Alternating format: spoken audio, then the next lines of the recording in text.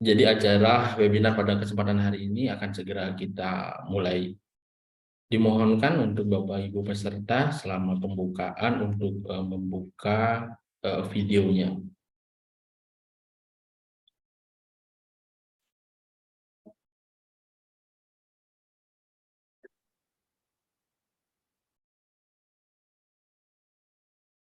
Selamat hadir dan selamat bergabung kami ucapkan kepada seluruh peserta webinar Lembaga Penelitian dan Pengabdian Masyarakat Universitas Hindu Indonesia dengan topik Strategi Akselerasi Kenaikan Jabatan Fungsional Akademik Dosen melalui kegiatan penelitian dan pengabdian kepada masyarakat. Pertama-tama, izinkan kami mengucapkan puja dan puji syukur kehadirat Tuhan Yang Maha Esa, karena atas karunia beliau, acara pada hari ini, Rabu 15 Februari 2023, dapat terselenggarakan. Sebelum acara ini dimulai, izinkan saya mengaturkan salam. Om Swastiastu. Assalamualaikum warahmatullahi wabarakatuh. Namo Buddhaya, salam kebajikan, salam sejahtera untuk kita semua. Yang terhormat Bapak Rektor Universitas Hindu Indonesia, yang saya hormati Bapak narasumber, Bapak Profesor Dr. Soeharno MSI, yang saya hormati Bapak Wakil Rektor 1, Wakil Rektor 2, Wakil Rektor 3, dan Wakil Rektor 4 Universitas Hindu Indonesia, yang saya hormati Bapak Ibu Dekan di lingkungan Universitas Hindu Indonesia, yang saya hormati pula Bapak Kepala Unit dan juga Kepala Lembaga di lingkungan Universitas Hindu Indonesia, yang saya hormati Bapak Ibu Korprodi di lingkungan Fakultas Universitas Hindu Indonesia, dan seluruh peserta webinar pada kesempatan hari ini. Sebelum acara dimulai, terlebih dahulu marilah kita bersama untuk menyanyikan lagu Indonesia Raya. Kepada peserta dimohonkan untuk dapat mengikuti, kepada petugas disilahkan.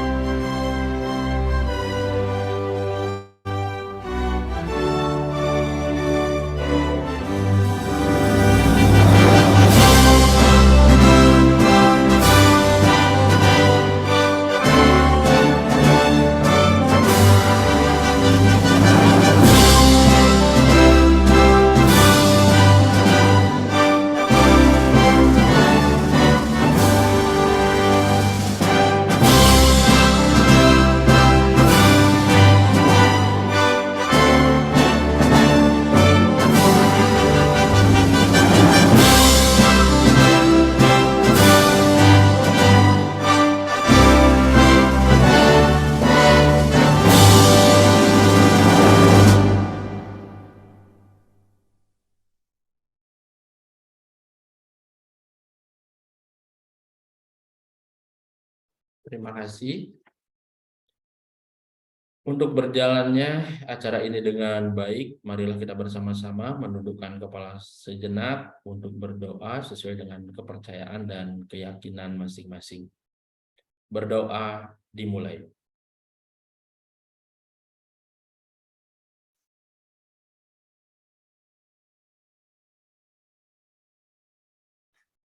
Berdoa selesai.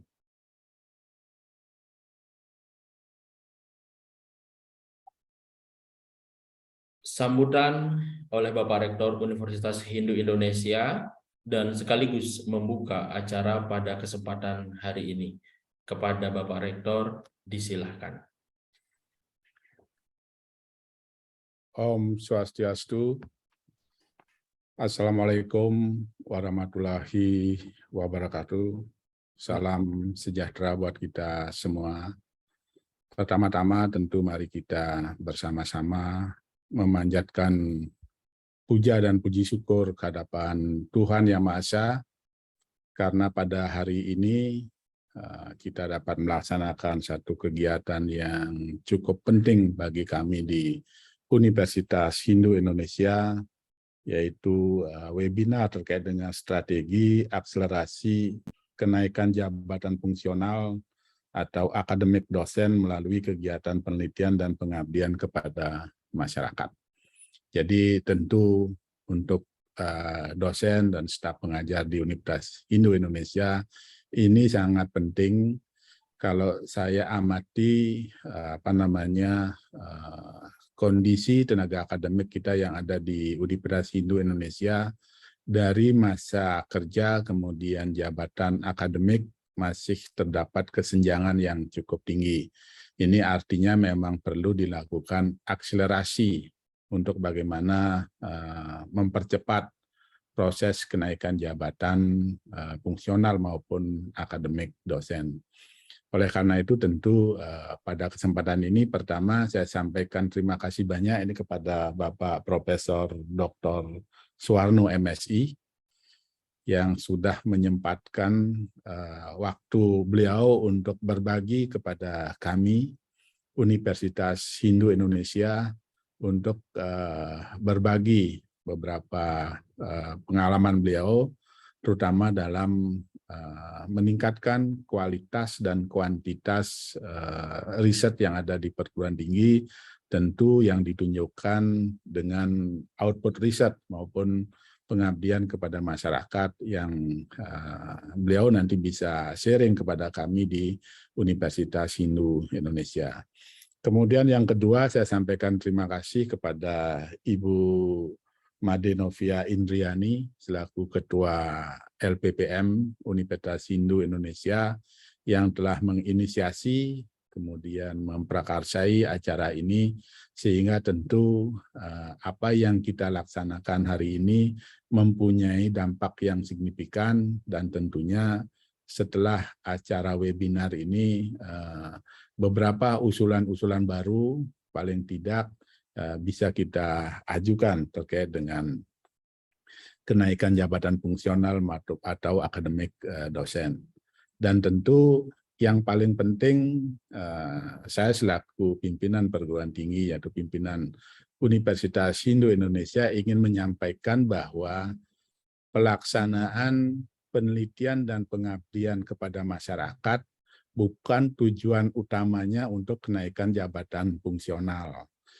Jadi yang paling penting adalah penelitian dan pengabdian kepada masyarakat yang kita lakukan bermanfaat untuk meningkatkan kesejahteraan masyarakat, kemudian bermanfaat untuk pembangunan, baik pembangunan nasional maupun pembangunan daerah. Ini perlu kami sampaikan. Yang pertama, pemerintah pusat telah membentuk Badan Riset dan Inovasi Nasional. Kemudian yang kedua, sampai ke daerah tingkat provinsi dan kabupaten juga dibentuk Badan Riset Inovasi Daerah, baik di tingkat provinsi maupun di tingkat kabupaten. Ini artinya bahwa pembangunan nasional maupun pembangunan daerah ke depan sangat membutuhkan sentuhan-sentuhan riset dan inovasi. Nah, kemudian kalau kita lihat baik di nasional maupun di daerah, riset dan inovasi itu gudangnya ada di perguruan tinggi. Jadi oleh karena itu tentu riset, inovasi, dan pengabdian masyarakat salah satu sebagai hilirisasi dari hasil penelitian, saya harapkan ini terintegrasi kemudian kolaborasi dengan pembangunan di tingkat nasional maupun daerah. Karena kalau hal ini kita tidak lakukan, maka kebijakan terkait dengan riset dan inovasi di perguruan tinggi akan memiliki arah yang berbeda dengan tujuan dari pembangunan nasional maupun daerah. Jadi hasil-hasil riset yang kita lakukan kemudian memiliki praktek baik dari hasil riset yang kita miliki, kemudian dipublikasi dalam publikasi baik nasional maupun internasional untuk menyampaikan kepada stakeholder yang terkait, kemudian menyampaikan kepada komunitas-komunitas ilmiah yang terkait, sehingga apa yang kita tulis, apa yang kita publish banyak dirujuk oleh peneliti-peneliti lain. Dan ini ditunjukkan dengan indeks citasi dari masing-masing tulisan yang kita buat. Jadi itu adalah salah satu indikator bahwa tulisan kita dimanfaatkan oleh peneliti lain, atau yang paling penting adalah apa yang menjadi hasil penelitian kita dimanfaatkan untuk meningkatkan kesejahteraan, malah tidak hanya di tingkat nasional, kalau bisa memiliki kebaharuan di tingkat internasional. Itu sebenarnya tujuan utama dari penelitian dan pengabdian masyarakat. Selain juga salah satu dari komponen utama dalam pengajuan kenaikan jabatan fungsional maupun akademik dosen adalah output riset, baik ditunjukkan melalui hak kekayaan intelektual, kemudian karya-karya ilmiah yang dihasilkan dari hasil penelitian, kemudian karya-karya ilmiah yang dihasilkan dari pengabdian kepada masyarakat. Ini adalah merupakan persyaratan administratif secara akademik untuk kenaikan jabatan fungsional maupun jabatan akademik dosen. Dan memang kalau kita amati sekarang, kendala utama dalam kenaikan jabatan fungsional dan atau akademik dosen adalah di publikasi baik nasional maupun internasional. Terlebih lagi dengan diberlakukannya beban kerja dosen yang terpusat secara nasional, ada kewajiban-kewajiban khusus yang sebagian besar adalah muatannya dari hasil-hasil riset atau output riset yang dilakukan di perguruan tinggi. Jadi ini kenapa pemerintah melakukan kebijakan seperti ini, agar kita di perguruan tinggi lebih banyak melakukan riset-riset dan menghasilkan inovasi-inovasi dalam mendukung kemajuan bangsa dan negara ini. Jadi tentu kegiatan ini sangat penting buat kami di Universitas Hindu Indonesia, dengan nanti mengundang narasumber yaitu Bapak Profesor Dr. Suwarno untuk bagaimana kita tingkatkan kuantitas dan kualitas riset dan hasil riset yang ada di Universitas Hindu Indonesia. Jadi demikian harapan kami dari Universitas Hindu Indonesia. Tentu kami sangat berharap setelah webinar ini dilaksanakan, kita dapat mengatur strategi bagaimana mempercepat kenaikan jabatan fungsional atau jabatan akademik dosen di Universitas Hindu Indonesia. Sekali lagi, saya sampaikan terima kasih kepada Prof. Suwarno.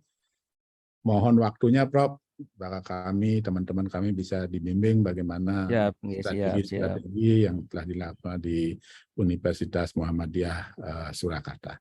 Demikian yang dapat kami sampaikan. Saya akhiri dengan Prama Santi. Om Santi Santi Santi Om. Assalamualaikum warahmatullahi wabarakatuh. Mohon izin saya tidak bisa mengikuti sampai selesai karena ada kegiatan lain. Monggo, terima kasih, Prof. Rektor. Terima kasih, Bapak Rektor.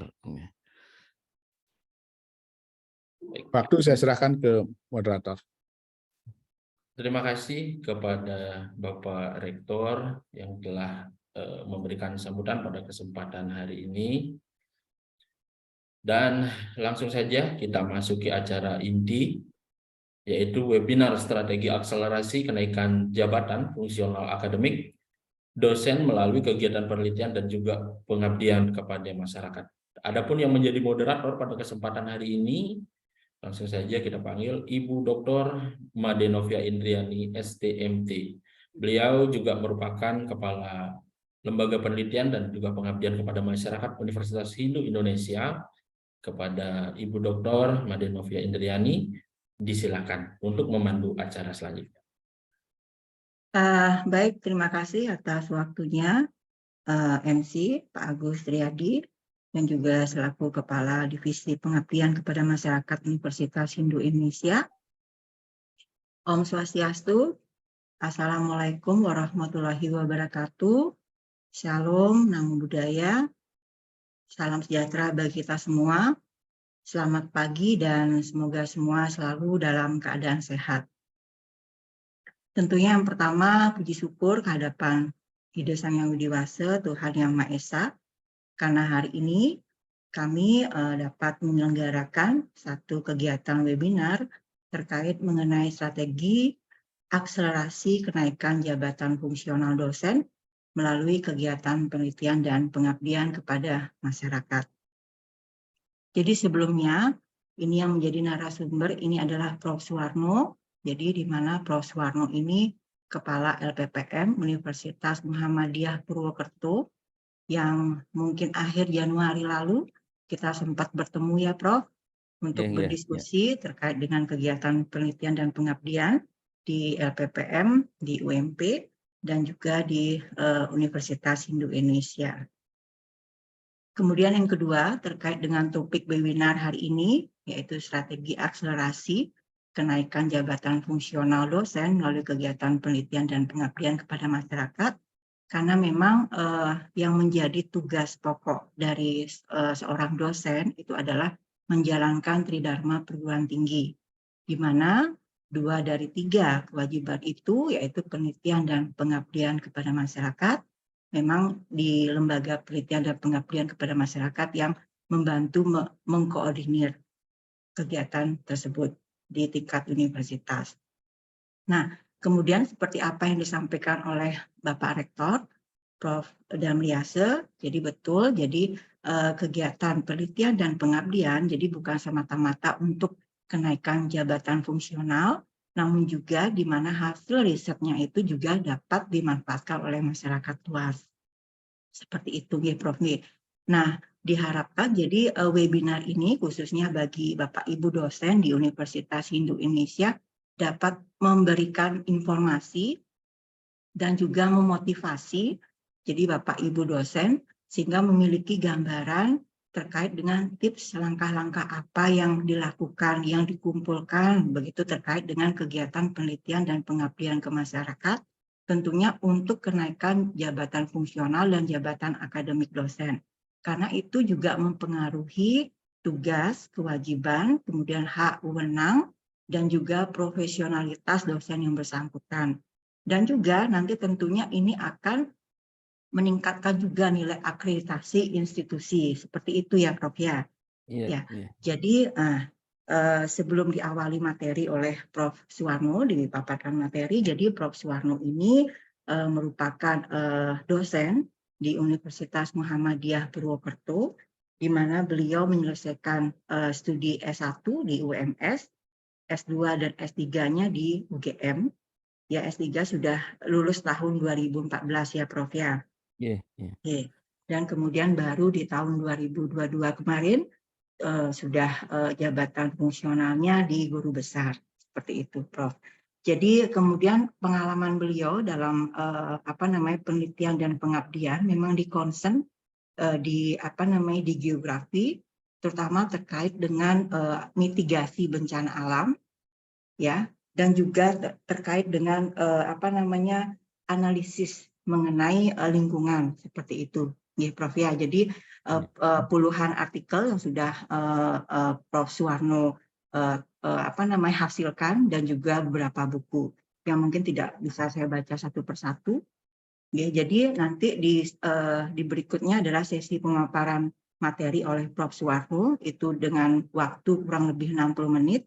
Dan juga nanti akan dilanjutkan di sesi diskusi. Jadi silakan Bapak Ibu dosen untuk bertanya kepada Prof. Suwarno terkait bagaimana sih tipsnya, apa yang harus saya lakukan, ya, berapa artikel penelitian dan pengabdian yang saya harus kumpulkan, ya tentunya juga tidak hanya semata-mata artikel, namun juga bisa dimanfaatkan oleh masyarakat seperti itu, sehingga nanti punya target di tahun keberapa misalnya untuk kenaikan jabatan fungsionalnya bisa tercapai seperti itu. Itu dengan waktu durasi 30 menit. Jadi lumayan banyak waktunya untuk Bapak Ibu bertanya. Oke. Langsung saja, mungkin berikutnya saya persilahkan kepada Prof. Suwarno untuk memaparkan materinya. Monggo, Prof. Terima kasih Ibu Novia. Selamat pagi semuanya. Mudah-mudahan dalam lindungan Tuhan Yang Maha Esa dan dalam kondisi sehat walafiat. Suara saya bisa didengar semuanya? Bisa, Prof. Oke. Pertama, saya ucapkan terima kasih kepada Undas Hindu Indonesia yang sudah memberikan kesempatan kepada saya untuk sharing pengalaman. Ya, karena ini sama-sama dosen, kita sharing pengalaman saja bagaimana kita mempercepat kenaikan jabatan fungsional dosen, karena mau tidak mau kita dituntut itu kalau mau perguruan tingginya maju. Perguruan tinggi maju dan tidak itu sebenarnya pada kita sendiri sebagai dosen, sebagai warga universitas. Apakah kita mau berkarya ataupun tidak, itu tergantung kita. Yang dibutuhkan oleh lembaga bukan kita, tapi lembaga butuh karya kita sebenarnya. Jadi kita dituntut untuk berkarya demi kemajuan universitas. Kalau di dalam saya ini, kalau kita sudah berhak memperoleh gaji, tapi kita punya kewajiban bagaimana memajukan unitas kita, terutama prodi kita, supaya prodi kita itu unggul. Ini yang harus kita bersama. Alhamdulillah kami di UM Purwokerto, prodi kami, prodi geografi, akreditasi kemarin memperoleh predikat unggul. Ini adalah kerja keras dari dosen-dosen geografi, terutama adalah kepangkatan akademiknya. Ya, kami di prodi geografi itu sekarang kepangkatan akademiknya terendah lektor, ya, tertinggi profesor. Kami tidak punya yang asisten ahli begitu di dalam satu prodi itu, karena dalam rangka untuk bagaimana prodi kita bisa maju. Baiklah Bapak Ibu, kami terima kasih kepada Pak Rektor, Bapak Rektor dan LPPM semuanya yang telah memberikan kesempatan kepada kami untuk sharing tentang bagaimana peran kami sebagai dosen melakukan penelitian dan pengabdian untuk kenaikan jabatan fungsional. Izinkan saya share dulu ya materinya.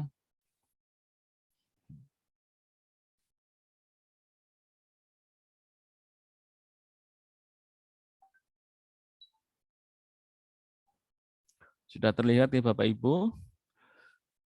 Sebagai pengantar, bahwa kita sebagai dosen ini memiliki kewajiban yang pertama, wajib meneliti. Jadi kita sebagai dosen wajib meneliti tiap tahun kalau kita mau maju. Entah dana dari mana, yang penting kita harus meneliti. Baik itu penelitian yang sederhana maupun yang kompleks. Kita juga bisa menjadi reviewer. Nah, ini juga penting karena kita kalau sebagai dosen menjadi reviewer ini minimal kita akan membaca berbagai macam proposal sehingga kita punya gambaran di mana proposal itu. Tapi kuncinya dosen wajib meneliti. Sehingga kewajiban dari perguruan tinggi menyediakan dana secara kompetitif.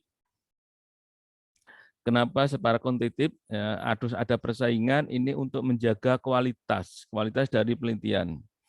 Kami pernah mencoba di UM Purwokerto itu perguruan tinggi menyediakan dana sifatnya bukan kompetitif, tapi bagi rata, semua dosen mendapatkan dana begitu. Tapi hasilnya kurang baik, penelitiannya kurang baik hasilnya begitu. Karena apa? Dosen seolah-olah yang penting buat proposal didanai begitu. Tapi dengan cara kompetitif ini kita bisa menjaga kualitas dari proposal dan nanti juga bisa menjaga kualitas penelitiannya. Kalau penelitian itu berkualitas, nanti hilirisasi mudah. Untuk membuat jurnal, membuat buku, dan lain-lain itu sangat mudah. Kalau itu penelitiannya yang kualitasnya baik. Tapi kalau penelitiannya kualitasnya kurang baik, ya ini kita akan susah untuk membuat produk-produk dari luarannya. Nah, dosen harus menyusun proposal yang kompetitif. Ini wajib. Jadi kita sebagai dosen mau tidak mau setiap tahun harus membuat proposal. Ini intinya. proposal nanti dikirim kemana, yang memberikan pendanaan. Yang penting kita punya proposal dulu begitu. Ibaratnya itu kalau kita nelayan, yang penting pasang umpan dulu, pasang jaring dulu. Entah nanti dapat ikan dan tidak itu urusan belakang. Yang penting kita siapkan proposal yang baik. Ya. Sebagai dosen, siapkan proposal tiap tahun. Kalau nanti proposalnya itu tidak didanai, tidak mau didana, itu ada cara supaya penelitian jalan. Proposal kita lempar ke mahasiswa untuk skripsi. Nah, untuk bahan skripsi mahasiswa, kita ke mahasiswa sehingga kita dapat data, begitu. Kita data sehingga kita bisa membuat laporan penelitian. Ini caranya begitu kalau kita tidak memperoleh pendanaan. Merancang dan melakukan penelitian yang dalam kurun waktu tertentu sampai ke pengguna dan memberikan manfaat bagi masyarakat. Artinya apa? Dosen harus punya roadmap. Roadmap penelitian wajib dimiliki oleh dosen. Ya. Ini. Kalau kami di Purwokerto, UM Purwokerto ini, semua dosen harus punya roadmap. Tidak boleh tidak harus punya roadmap. Syarat untuk memperoleh pendanaan dari kami harus melampirkan roadmap-nya apa begitu. Kenapa perlu roadmap? Supaya dosen di dalam menjalankan penelitian itu tidak tidak ngalor ngidul begitu. Tahun ini neliti A, besok B, besok C begitu. Itu tidak baik untuk karya dosen. Roadmap ini diharapkan bahwa dosen ini memiliki peta jalan yang lurus, nanti goalnya kapan begitu. Kalau bisa roadmap itu dibuat bukan jangka 5 tahun, jangka 10 tahun, tapi besok kami sampai pensiun itu hasilnya apa begitu. Jadi roadmap dibuat panjang bisa 25 tahun. Saya sebagai peneliti, sebagai dosen, akhir tugas, maka saya harus menghasilkan apa begitu, harus tertulis jelas di dalam roadmap itu. Kenapa perlu roadmap? Supaya kita itu konsisten dalam melakukan penelitian.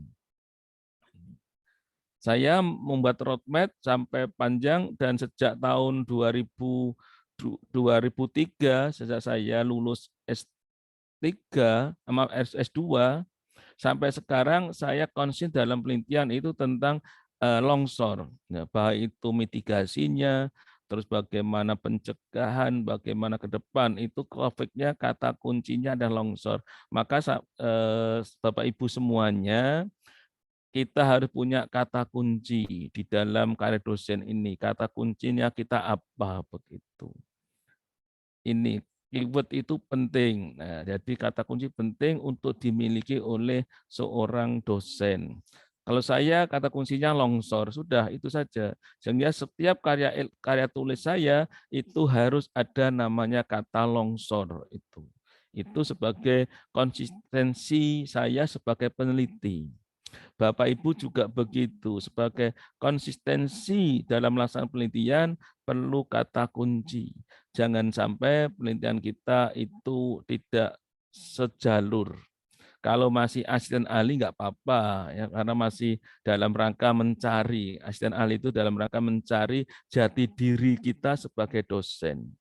Tapi kalau sudah lektor harus punya itu, ya. Harus punya kata kunci dalam penelitiannya. Ya. Ini karena tugas dosen sebagai peneliti seperti itu. Jangan sampai kita penelitiannya itu tidak sejalur begitu. Nah, ini Bapak Ibu hasil dari penelitian atau mata rantai penelitian dan pengabdian pada prinsipnya sama. Ya. Hasil penelitian kita yang pertama itu mestinya harus ada diseminasi ke forum ilmiah. Ini sebelum ke lain-lain, ini hasilnya kita sampaikan di forum ilmiah. Minimal di tingkat prodi atau tingkat lokal, tingkat perguruan tinggi. Ini perlu.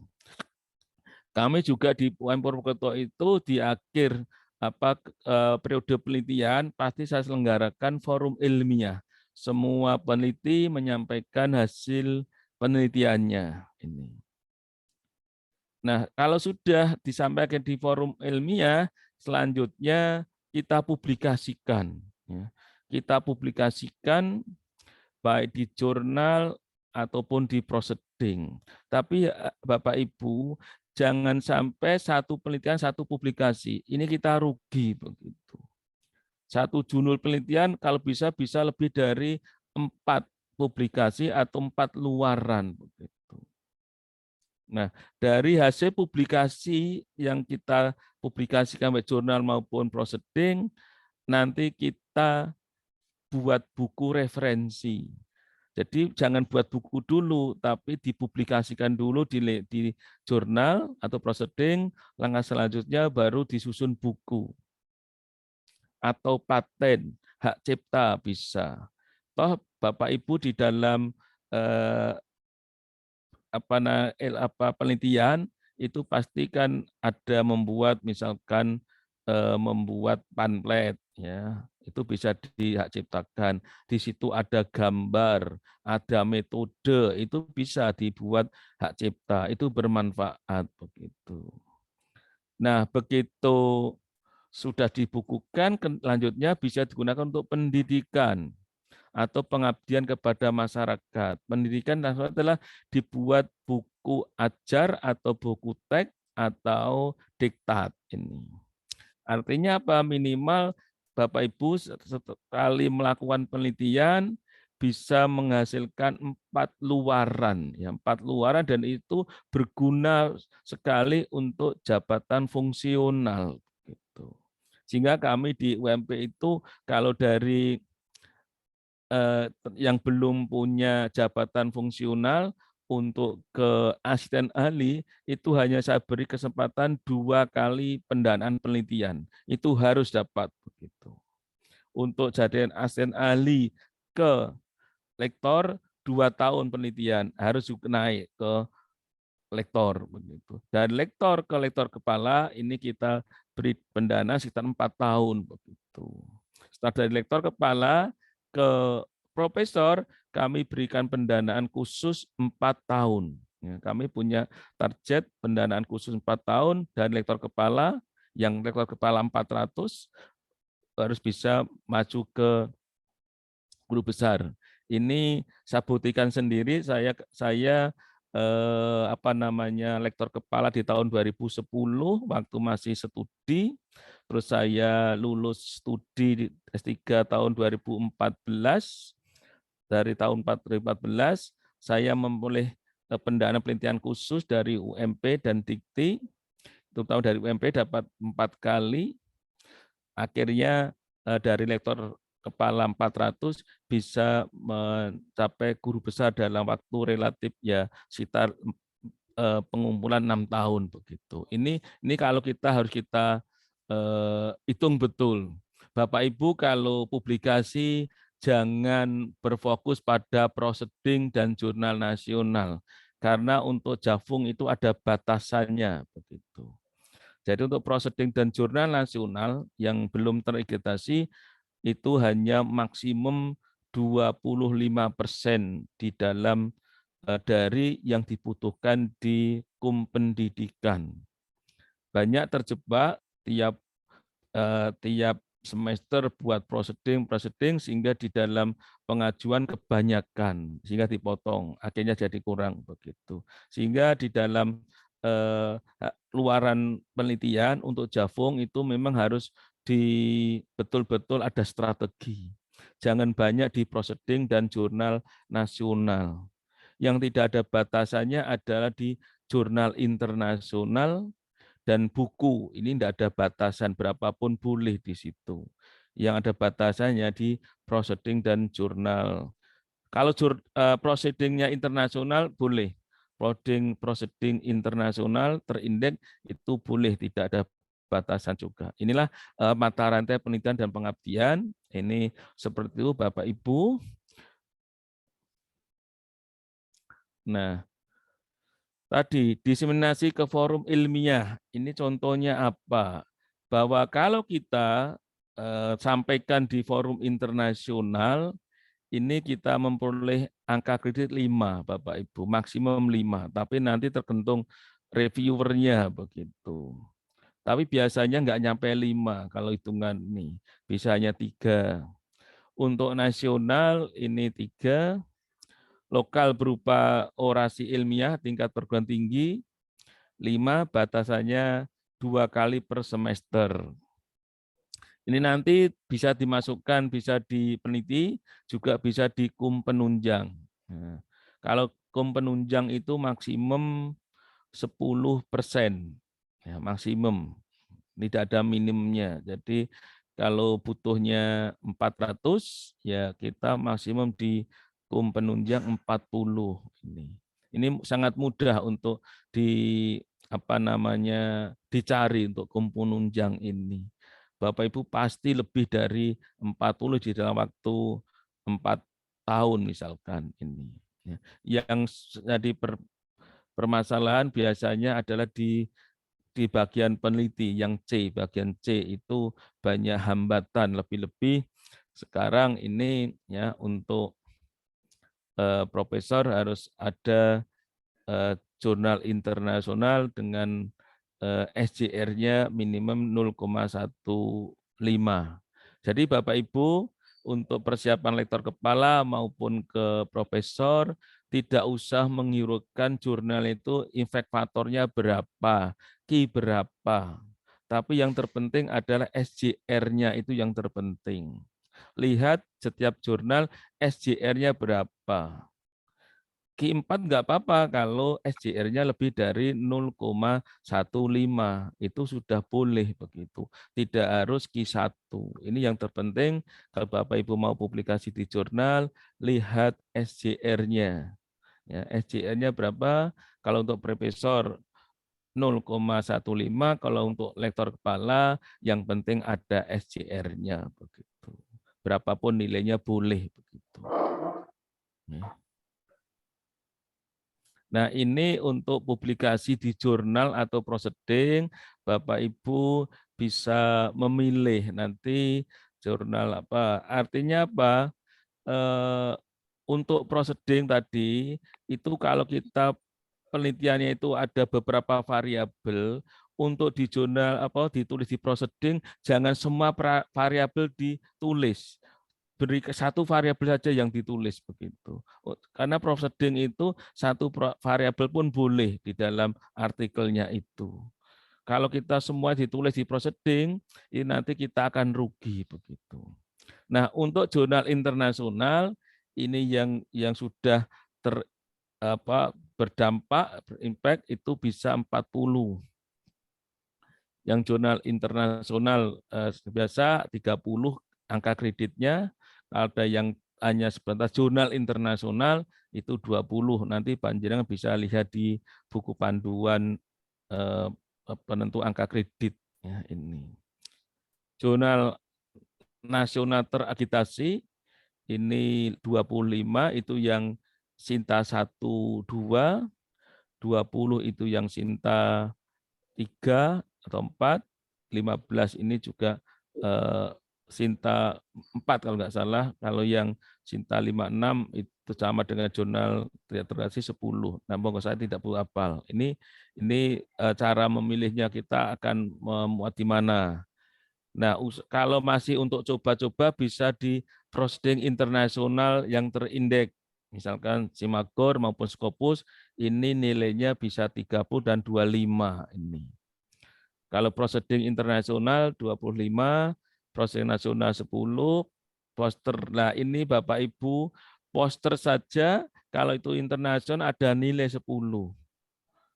Poster nasional 5. Artinya apa? Bapak Ibu jangan lupa kalau hasil penelitian itu di samping ada jurnal, jangan lupa dibuat poster. Nah, ini poster ada nilainya. Ya, poster ada nilainya ini. Syukur-syukur dibuat poster internasional ya atau nasional ini. Nah, ini kalau saya lihat luaran penelitian pengabdian, ini kalau kita lihat di pasal 12 Undang-Undang Nomor 12 Tahun 2012 tentang pendidikan tinggi.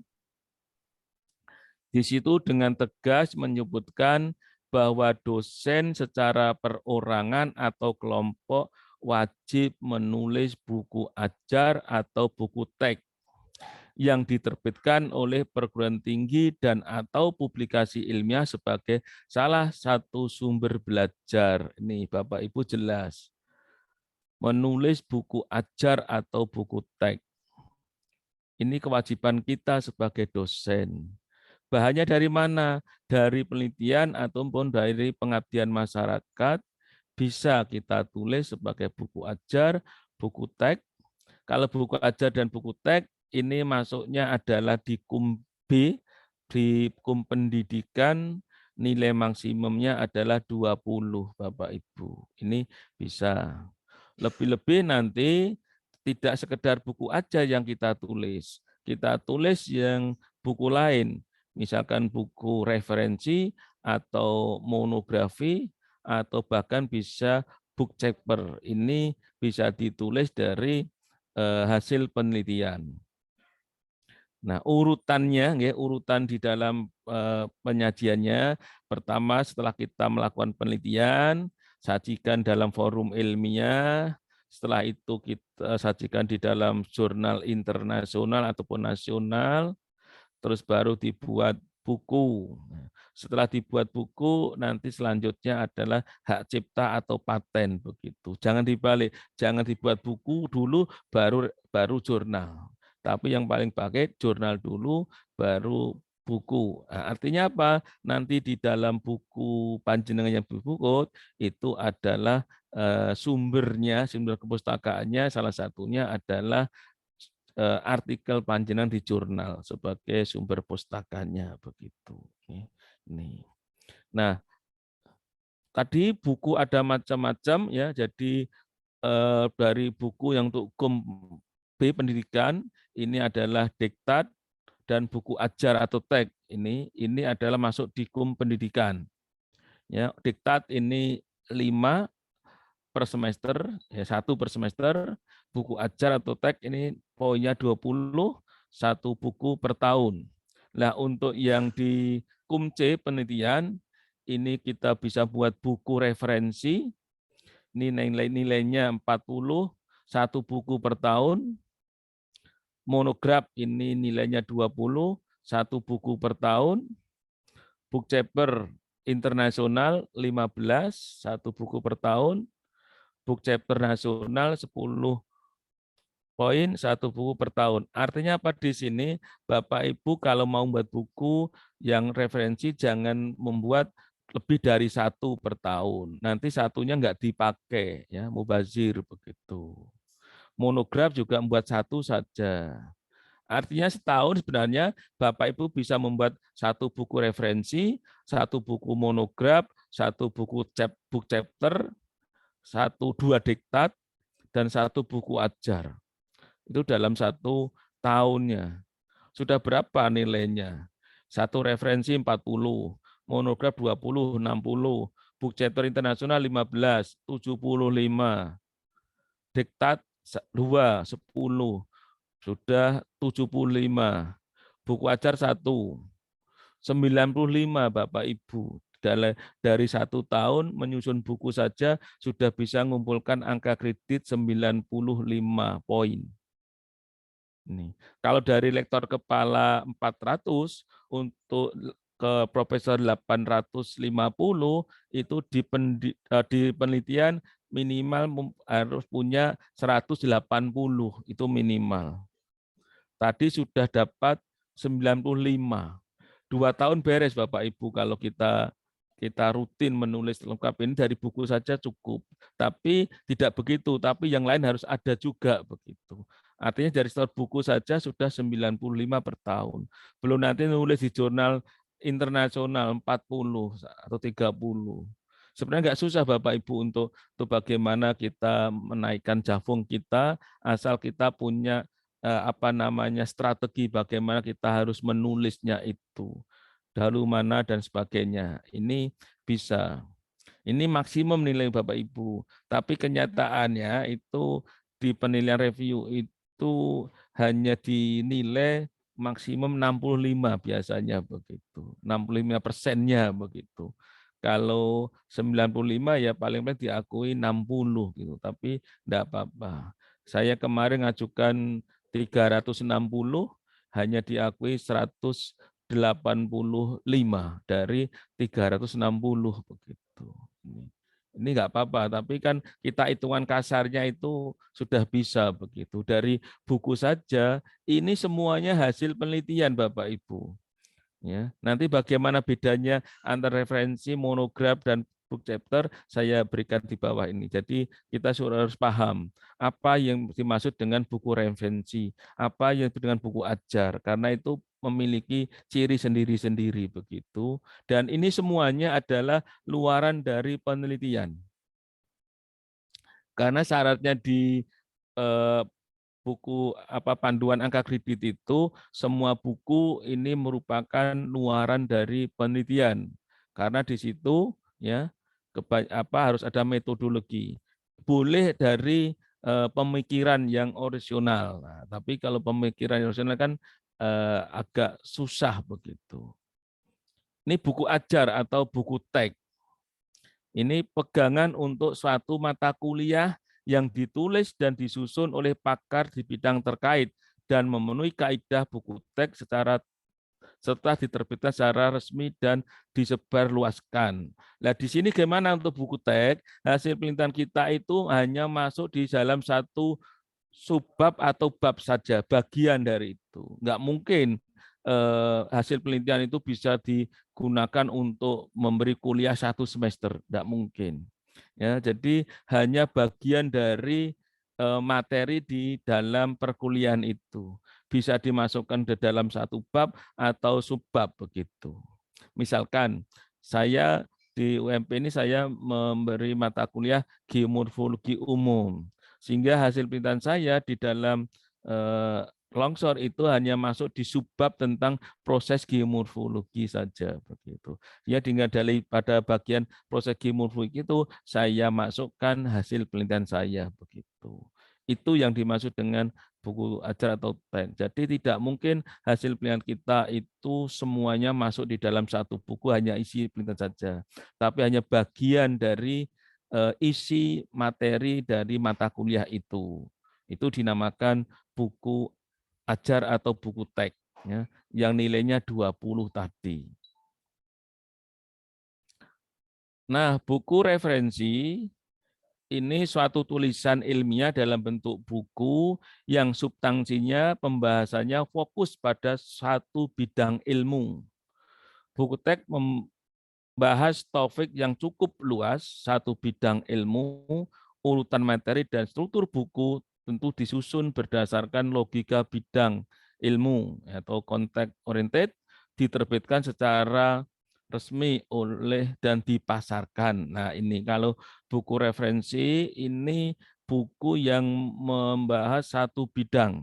Misalkan buku yang saya terbitkan mitigasi longsor. Jadi saya hanya dalam satu buku itu isinya tentang mitigasi longsor pada satu bidang ilmu longsor.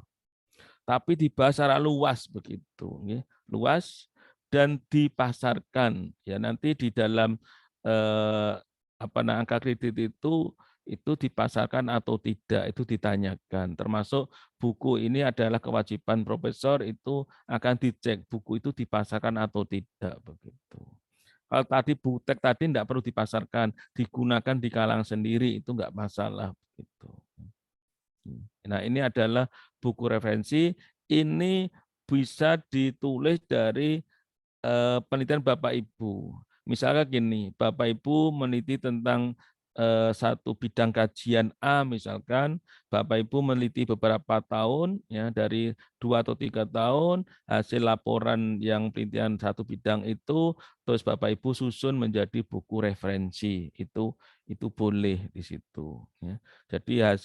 Jadi Bapak Ibu kalau menyusun laporan penelitian, jangan dibiarkan buku laporan itu, penelitian itu disusun, dikumpul, nanti dari 2 atau 3 laporan penelitian bisa dibuat satu buku referensi itu.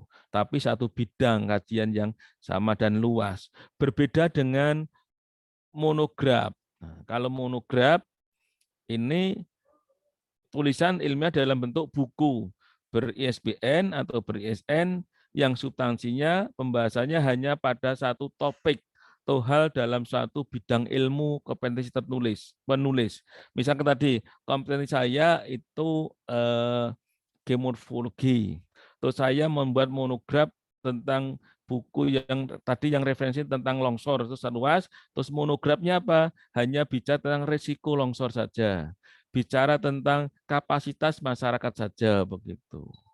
Ini itu jadi hanya substansinya dari topik tertentu bagian dari buku referensi.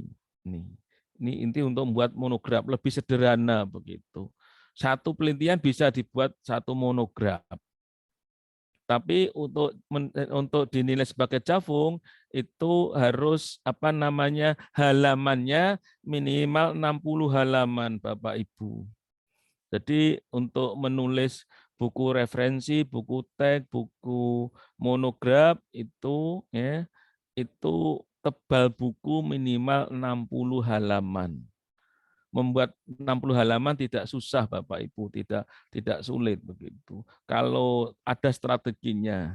Kalau kurang sudah mentok nggak bisa nulis lagi, kalau ada gambar, gambarnya diperbesar ukuran gambarnya. Satu gambar satu halaman enggak apa-apa begitu. Paling-paling nanti dikurangi poinnya, harusnya 20 dinilai 15, enggak apa-apa begitu. Ini untuk monograf. Jadi Bapak Ibu minimal penelitian yang paling mudah di dalam bentuk buku itu adalah membuat buku teks atau monograf, itu paling mudah. Kalau buku referensi agak susah karena itu harus dibahas secara luas dari bidang ilmu itu. Dan monograf tidak perlu dipasarkan, boleh untuk angka angka kredit begitu. Ini tidak boleh tidak perlu dipasarkan, tapi kalau referensi harus dipasarkan untuk diakui sebagai buku referensi.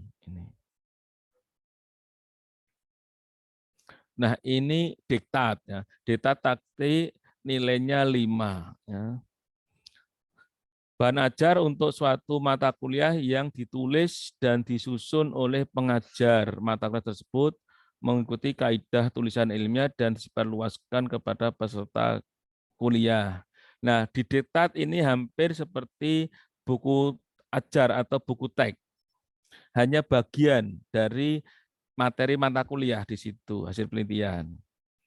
Bedanya kalau buku ajar ini diterbitkan, ada ISBN-nya, tapi kalau diktat tidak perlu diterbitkan dan tidak perlu ada ISBN-nya. Yang penting diakui oleh lembaga universitas itu ada stempelnya bahwa itu adalah buku diktat. Ini angka kreditnya 5. Kan untuk membuat buku diktat kan Bapak Ibu kan sangat mudah begitu.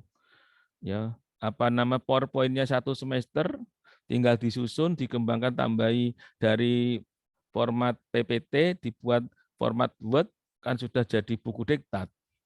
Nah, salah satu materinya ada hasil penelitian itu. Itu bisa menjadi buku diktat ini Bapak Ibu. Ya, ini adalah luaran yang sederhana di dalam hasil penelitian, tapi tidak bisa semuanya begitu. Nah, untuk layanan yang terakhir hak kekayaan intelektual ini juga masuk di penelitian. Banyak sekali ini paling mudah untuk angka kredit itu dari hak kekayaan intelektual, minimal hak cipta. Membuat hak cipta kan hanya seminggu sudah selesai begitu. Jadi untuk memperbanyak Bapak Ibu angka kredit kalau kurang, ini paling mudah adalah dengan HKI. Lebih-lebih kalau orang teknik itu sangat mudah untuk membuat paten begitu. Orang pertanian, orang kimia itu sangat mudah untuk membuat paten. Kami di Purwokerto itu ada punya sekitar 2 bulan paten, itu penciptanya itu semuanya orang teknik dan pertanian, kimia. Orang FKIP keguruan belum. Misalkan hak paten internasional ini Bapak Ibu 60 angka kreditnya. Syaratnya sudah diimplementasikan, jadi ciptaannya itu sudah digunakan di industri dan diakui minimal 4 negara. Ini. Kalau yang paten internasional yang belum diimplementasikan, ya masih prototipe, ya, belum dipakai industri, minat diakui 4 negara 50. Kalau yang nasional yang sudah diimplementasikan di industri 40, paten nasional belum digunakan di industri 30, paten sederhana ini 20, karya ciptaan 15 per semester, 1 per semester. Nah ini paling mudah Bapak Ibu untuk ciptaan. Hampir semua karya dosen bisa dihak ciptakan.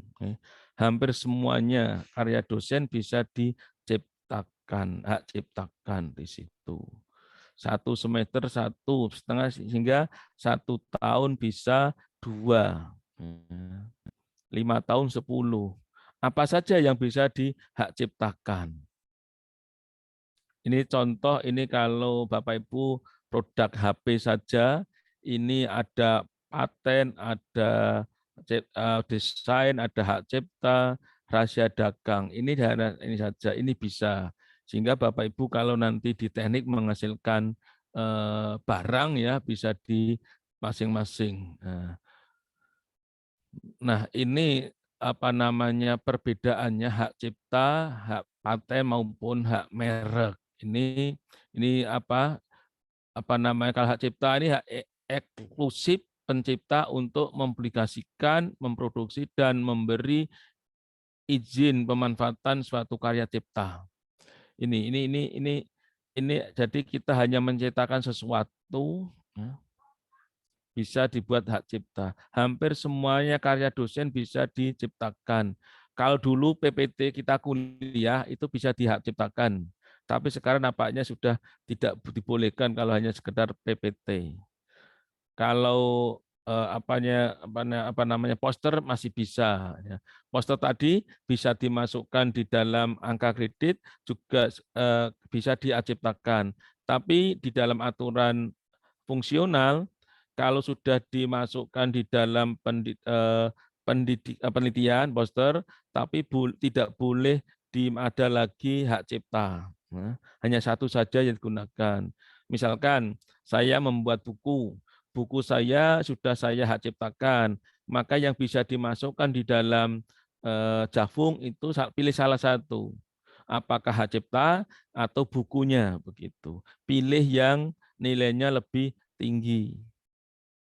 Misalkan artikel yang di proceeding nilainya kan hanya 10, tapi artikel itu dihak ciptakan. Nah, hak cipta dari artikel nilai poinnya kan 15. Maka bisa yang dipilih untuk dimasukkan di Javung adalah yang nilai hak cipta tadi, yang 15. Artikel di proceeding tidak usah begitu. Ini strateginya. Jadi yang dimasukkan untuk Javung itu yang mana yang memiliki nilai poin lebih tinggi, itu yang digunakan begitu.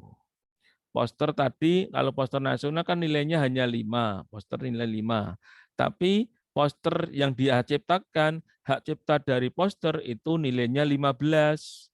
Maka yang dimasukkan di Javung yang hak cipta sertifikat hak cipta saja dari poster itu, bukan posternya karena nilainya lebih tinggi dari hak cipta dari poster itu. Itu strateginya bagaimana kita mempercepat untuk angka kredit itu. Nah, ini macam-macam karya dosen yang bisa dihak ciptakan ya. Ini banyak sekali. Ini bisa atlas, biografi, buklet, buku mewarnai. Ini bukunya TK, anak TK itu bisa dihak ciptakan ya. Buku panduan atau petunjuk praktikum bisa. Buku saku, bunga rampai, catatan harian, itu aja bisa. Ya, cerita bergambar, diktat, dongeng, e-book. Nah, diktat tadi kan kalau masuk di pendidikan kan hanya 5. Tapi diktat kalau dibuat hak cipta nilainya 15 begitu. Ini semuanya bisa dihak ciptakan ya. Karya tulis, artikel, disertasi, skripsi, tesis. Nah, ini. Nah, Bapak Ibu misalkan buat buku dari skripsi panjenengan dibuat buku, disertasi dibuat buku, tesis dibuat buku. Nah, buku-buku dari hasil disertasi, skripsi, tesis, itu buku itu tidak boleh digunakan untuk kenaikan Jafung, angka kecepatan fungsional nggak boleh. Nah, artinya buku itu panjenengan hak ciptakan, yang kita gunakan untuk kenaikan pangkat adalah hak ciptanya. Artinya tetap berguna begitu. Saya kemarin membuat buku mitigasi bencana itu dari disertasi saya ya. Karena buku dari disertasi tidak bisa digunakan untuk kenaikan pangkat, maka buku ini saya hak ciptakan. Nah, hak ciptanya saya gunakan untuk kenaikan pangkat. Artinya tetap berguna begitu. Ini. Yang sering buat novel bisa di situ. Nah, ini karya seni. Nah, ini orang Bali kan banyak karya seni begitu. Karya seni semua alat peraga, arsitektur, baliho, banner, brosur, diaroma, player, kaligrafi, karya seni batik, karya seni rupa, kolase, livet, macam-macam sampai ukiran. Ini semua bisa diciptakan dan bisa digunakan untuk angka kredit. Artinya apa? Untuk hak cipta tidak melulu dari hasil penelitian dan pengabdian. Bisa semua di hak cipta. Asal itu produk dosen bisa di hak ciptakan. Ataupun misalkan mahasiswa, karya mahasiswa bisa di hak ciptakan. Supaya berguna nanti kalau hak karya mahasiswa itu panjenengan Bapak Ibu yang membimbing, maka nanti penciptanya 2, mahasiswa dan ibu pembimbing. Karena di dalam hak cipta itu ada pencipta, ya, ada pemilik begitu. Pencipta tidak harus pemilik. Pemilik tidak harus pencipta. Ini kalau nanti kalau kebijakan kami di UMP itu pencipta harus dosen atau mahasiswa, tapi pemiliknya perguruan tinggi UMP, pemilik. Kenapa? Kalau pemiliknya UMP, dosen atau mahasiswa sudah keluar dari kampus, masih bisa kita gunakan. Tapi kalau pemiliknya dosen bersangkutan atau mahasiswa, nanti mahasiswa sudah keluar, dosennya keluar atau sudah pensiun, sudah tidak bisa kita gunakan untuk angka kredit, akreditasi dan macam-macam begitu. Nah, ini tekniknya harus begitu. Komposisi musik juga bisa kita hak ciptakan. Ini ada musik dangdut, karya audiovisual, ini film, cerita film, dokumen dan sebagainya. Ini kalau kami di Purwokerto itu untuk karya audio, ini mahasiswa yang KKN, yang mahasiswa KKN itu luaran salah satunya adalah membuat profil desa dan video profil desa dan video kegiatan. Ini kami hak ciptakan semua begitu untuk meningkatkan ranking kita di perguruan tinggi. Kan ada penelitian tentang hak cipta. Nah, ini kalau kita KKN ada 50 kelompok, ada 50 hak cipta dari audiovisual itu, video profil desa, ditambah video aktivitas, bisa 100 hak cipta begitu. Kami sampai hari ini memiliki lebih dari 800 hak cipta, tapi juga banyak yang dari karya-karya mahasiswa begitu. Ini contohnya. Karya fotografi, potret bisa diciptakan. Karya Dharma dan koreografi, ini juga bisa dihak ciptakan semuanya. Ini untuk bagaimana kita bisa mempercepat untuk jabatan fungsional, salah satunya adalah dari hak cipta, salah satu paling mudah. Tapi kemarin pengalaman saya kami kemarin itu menampilkan menggunakan 9 karya atau hak cipta. Ini gini, di hak cipta itu tidak sekedar Bapak Ibu mengupload sertifikatnya, tapi harus ada tambahan deskripsi dan inovasinya apa begitu. Walaupun di dalam buku panduan angka kredit nggak diminta, tapi biasanya review itu meminta. Jadi kita misalkan kita menghak ciptakan misalkan musik pop ya, musik kan, itu review minta deskripsinya dan inovasinya apa di situ. Itu baru diakui begitu. Nih, ini bagaimana kita yang jelas sebagai penutup, kita harus perlu strategi di dalam kenaikan Bapak Ibu jafungnya. Dan jafung itu merupakan tujuan akhir dari pengabdian kita menjadi dosen. Jangan sampai kita di lektor kepala sudah 20 tahun nggak naik-naik. Ya umumnya itu lektor kepala ya di antara 5 sampai 10 tahun baru sudah profesor. Tapi saya juga agak molor, saya 10 tahun dari lektor kepala baru ngajukan, tapi proses pengajuannya agak lama begitu. Kalau kami pokoknya dari dosen belum punya angka kredit atau jafung 2 tahun, setelah ada SK 100% 2 tahun harus jadi asisten ahli. Dari asisten ahli 2 sampai 3 tahun harus lektor begitu. Dari lektor untuk lektor kepala bisa 5 tahun ya. Kalau saya dulu juga 5 tahun. Cara lektor 2005, lektor kepala 2010. Nah, dari lektor kepala ke guru besar memang agak panjang karena di situ banyak seni dan tantangannya begitu. 10 tahun insya Allah bisa begitu. Itu dengan cara tadi ada strateginya. Poin-poin apa yang kita kejar?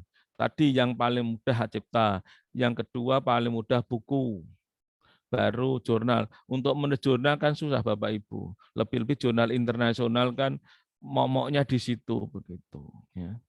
Ini. Itu kalau jurnal nasional mudah, tapi yang paling mudah sebenarnya untuk jafung dari hasil penelitian dan pengabdian itu membuat buku dan hak cipta. Itu yang paling mudah dilakukan di situ.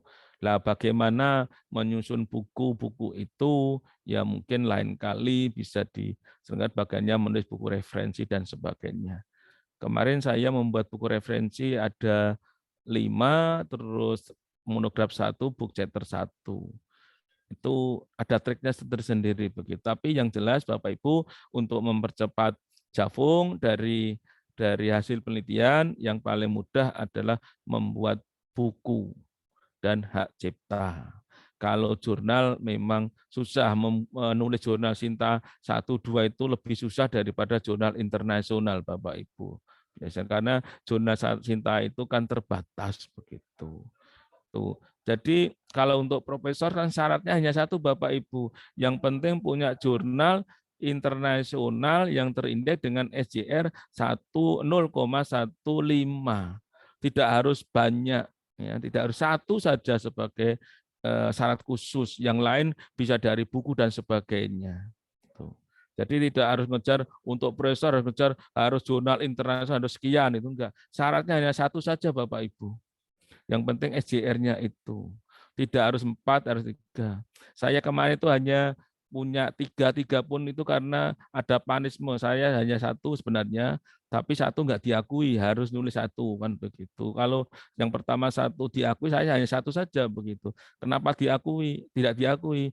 Diduga bagian dari disertasi saya begitu. Padahal tidak begitu.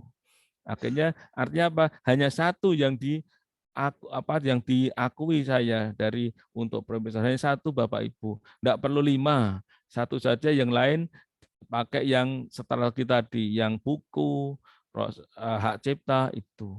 Itu saja Bapak Ibu yang saya sampaikan. Nanti mungkin bisa dilanjut untuk tanya jawab, mungkin lebih apa namanya mengena karena sebatas kemampuan saya. Sekian, terima kasih. Saya kembalikan ke Ibu moderator. Baik, terima kasih Prof. Suwarno atas pemaparan materinya yang sangat menarik sekali. Jadi dapat saya simpulkan di sini dari apa yang Prof. paparkan tadi, itu ya. Jadi sebagai dosen itu memang betul-betul harus konsisten, kemudian produktif, dan memiliki juga target capaian seperti itu ya Prof ya. Dan juga ada beberapa tips yang Prof sampaikan. Jadi memang betul kalau jurnal itu memang rasanya lebih susah sekali ya untuk bisa terutama yang justru yang akreditasi yang nasional ya Sinta 1 dan 2 itu yang lama sekali prosesnya. Nah, ini mungkin bisa di hak cipta ya. Jadi kita di Universitas Indonesia apa yang Prof sampaikan tadi ya, baik dari seni di situ juga ada. Kemudian ternyata disertasi itu bisa juga bukunya di hak ciptakan dan itu ada poinnya. Mungkin itu yang hal-hal seperti itu yang mungkin menjadi informasi buat kami ya Prof ya. Kemudian selain hak cipta dan juga buku. Nah, mungkin ini berikutnya ini ada saya berikan waktu yang lumayan banyak di sini untuk Bapak Ibu bisa bertanya kepada Prof. Suwarno, bisa langsung atau bisa menuliskan di kolom chat seperti itu. Silakan Bapak Ibu.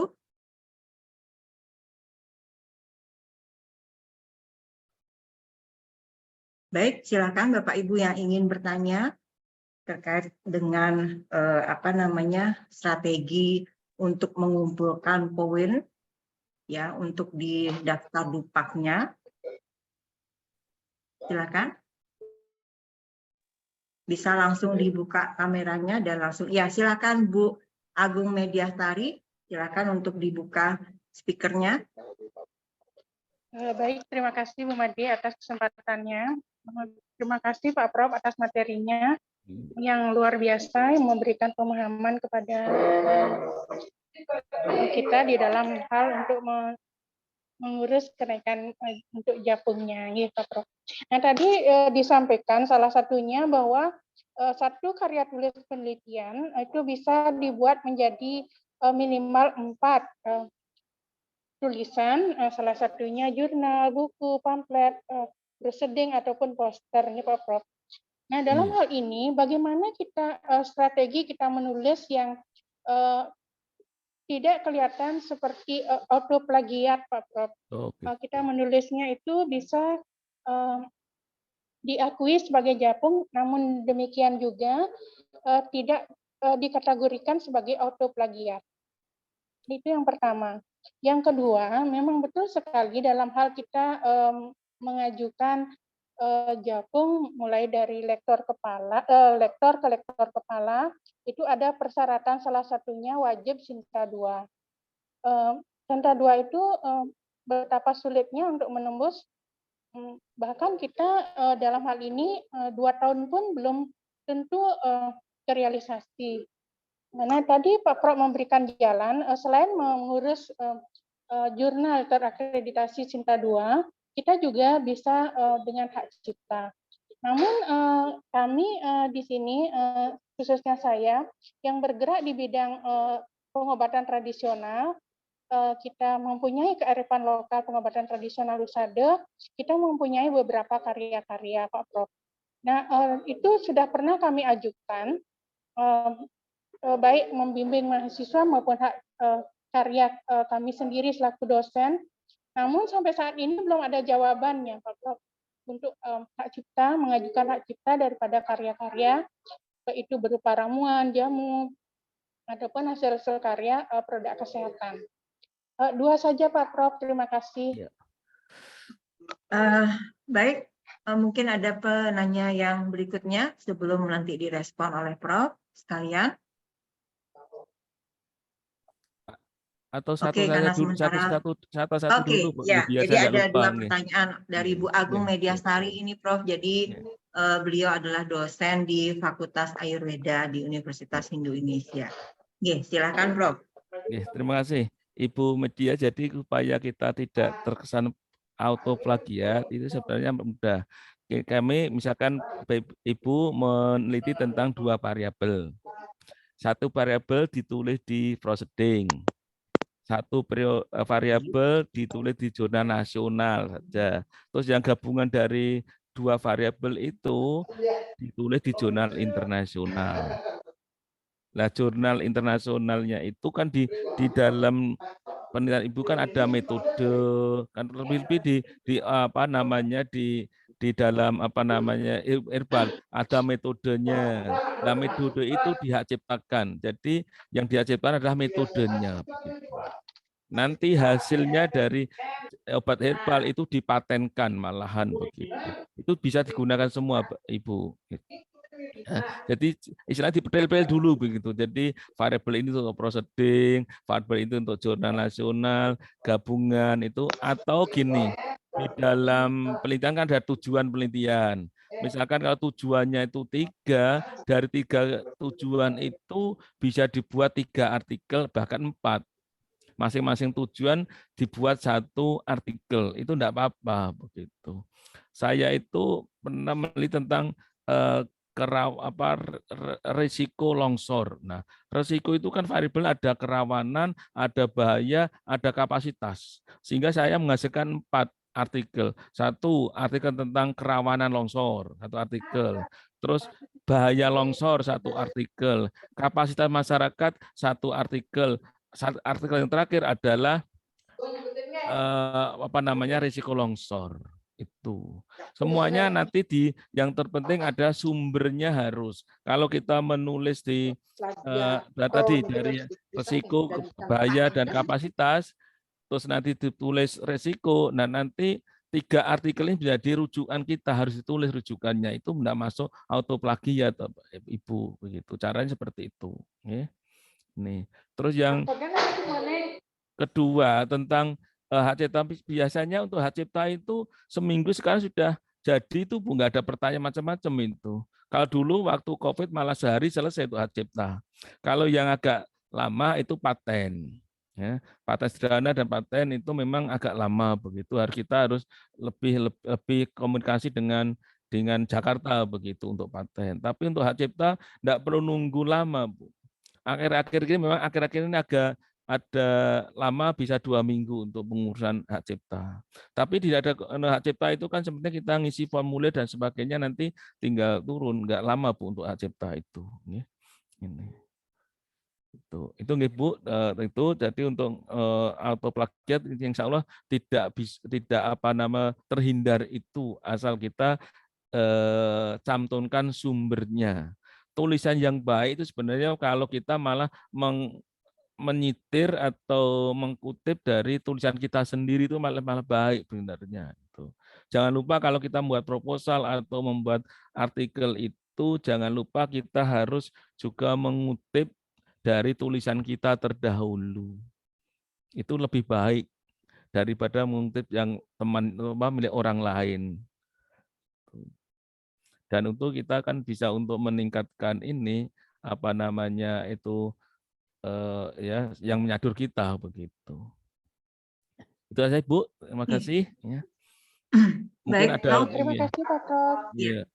Ya, sudah ya Bu Agung ya.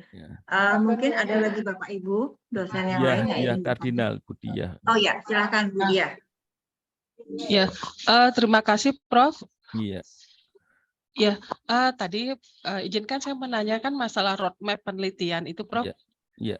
Ya, tadi kan sempat dijelaskan bahwa sebaiknya roadmap itu kan dibuat dalam jangka waktu ya minimal 5 tahun supaya jelas kita mengambil satu topik seperti itu. Tapi saya pernah juga mengalami, kalau saya kan topik saya selama ini penelitian saya banyak berfokus pada penelitian ruang budaya, jadi ruang berbasis budaya seperti itu.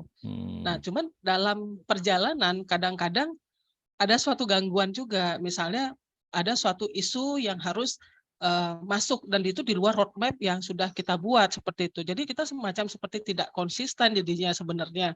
Karena mungkin ada suatu perkembangan tertentu yang di mana prodi itu meminta kepada dosen-dosennya tolong diinikan juga penelitian di bidang ini gitu. Padahal kita sudah pengennya konsisten.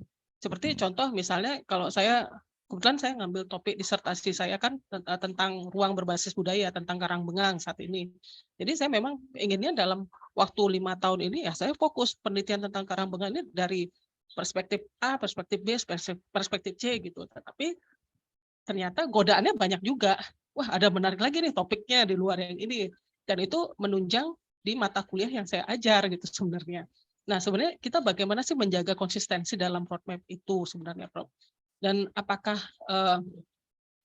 karena ya betul seperti Prof sampaikan, saya rasa di UNHI memang belum sampai sedalam itu meminta kepada setiap peneliti atau setiap dosen untuk membuat roadmap penelitian yang, karena pernah juga saya bergelut juga di bidang heritage gitu, tapi ternyata saya ternyata tidak diketahui di UNHI bahwa saya selama ini penelitian saya sebenarnya banyak di bidang heritage, bidang pelestarian. Berarti sebenarnya juga dari pihak kampus juga harusnya bisa mengenali, bisa memapping dosen-dosen di bidang apa sih roadmap penelitiannya mereka. Jadi sudah dibuatkan klaster-klaster menurut saya ya. Oh, ini dosennya ini memang dia fokusnya di bidang ini. Jadi pada saat misalnya ada suatu kajian atau suatu permintaan dari luar atau ada satu beban yang dibebankan kepada universitas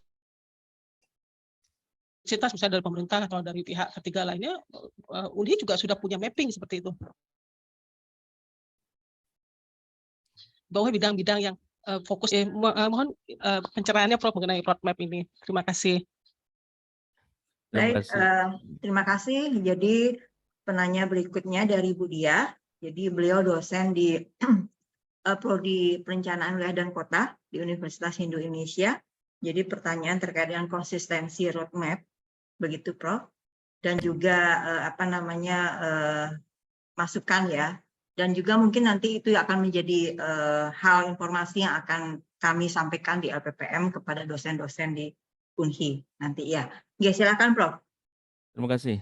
Kami di UMP ini setahun ini saya harus merampungkan tentang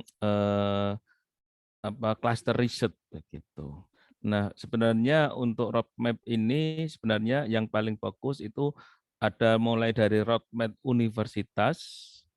Dari roadmap universitas itu akan muncul namanya cluster risetnya. Jadi dari roadmap cluster riset terus turun ke subcluster dan terakhir nanti riset group. Nah, dari roadmap riset group. Dari roadmap riset group itu muncul namanya roadmap dosen. Ibu tadi benar, Bu Dia tadi. Jadi sebenarnya kita itu terakhir itu kita harus masuk di riset group mana begitu. Sehingga dari riset group itu nanti di situ muncul namanya roadmap individu. Lah kalau roadmap kita buat 5 tahun, terus ada godaan ya nggak apa-apa, tapi kita tetap ada konsistensi kita di mana begitu. Nggak apa-apa Ibu, nimbang sidik nggak apa-apa, tapi tadi kata kuncinya harus masuk di situ, keywordnya harus masuk di situ. Karena kita nggak tahu ke depan seperti apa kan begitu. Karena roadmap itu kan isinya ada 3. Apa yang pernah kita lakukan, apa yang sedang kita lakukan, dan apa yang akan kita lakukan, itu intinya.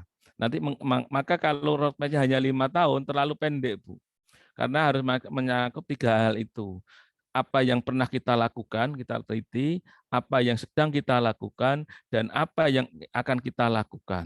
Nanti goal-nya apa begitu. Dan kalau ada godaan-godaan enggak apa-apa, yang penting konsistensi kita masih ada dalam satu jalur itu. Karena itu kalau tidak gitu malah nggak berkembang, Bu. Ilmu berkembang kalau ada godaan kan gitu. Kalau nggak ada godaan nggak berkembang begitu, enggak apa-apa begitu. Ya kalau ilmu itu kalau lurus saja, nggak ada godaan nanti finansialnya ya itu saja, nggak banyak. Tapi kalau godaan itulah yang paling banyak ini finansialnya kan begitu. Saya kemarin, saya itu nggak pernah yang namanya berkecimpung di dalam perundang-undangan, tapi kok ada pesanan membuat kajian akademik tentang hukum, ya kita terima saja, itu menceng dari roadmap saja, itu tambahan dari kita begitu saja. Tapi kita tetap punya penelitian yang sesuai dengan roadmap kita, harus kita pertahankan, itu saja. Yang lain sebagai tambahan penghasilan saja. Begitu. Ya, bagaimana Bu Dia? Sudah ya? Ya, terima kasih Prof.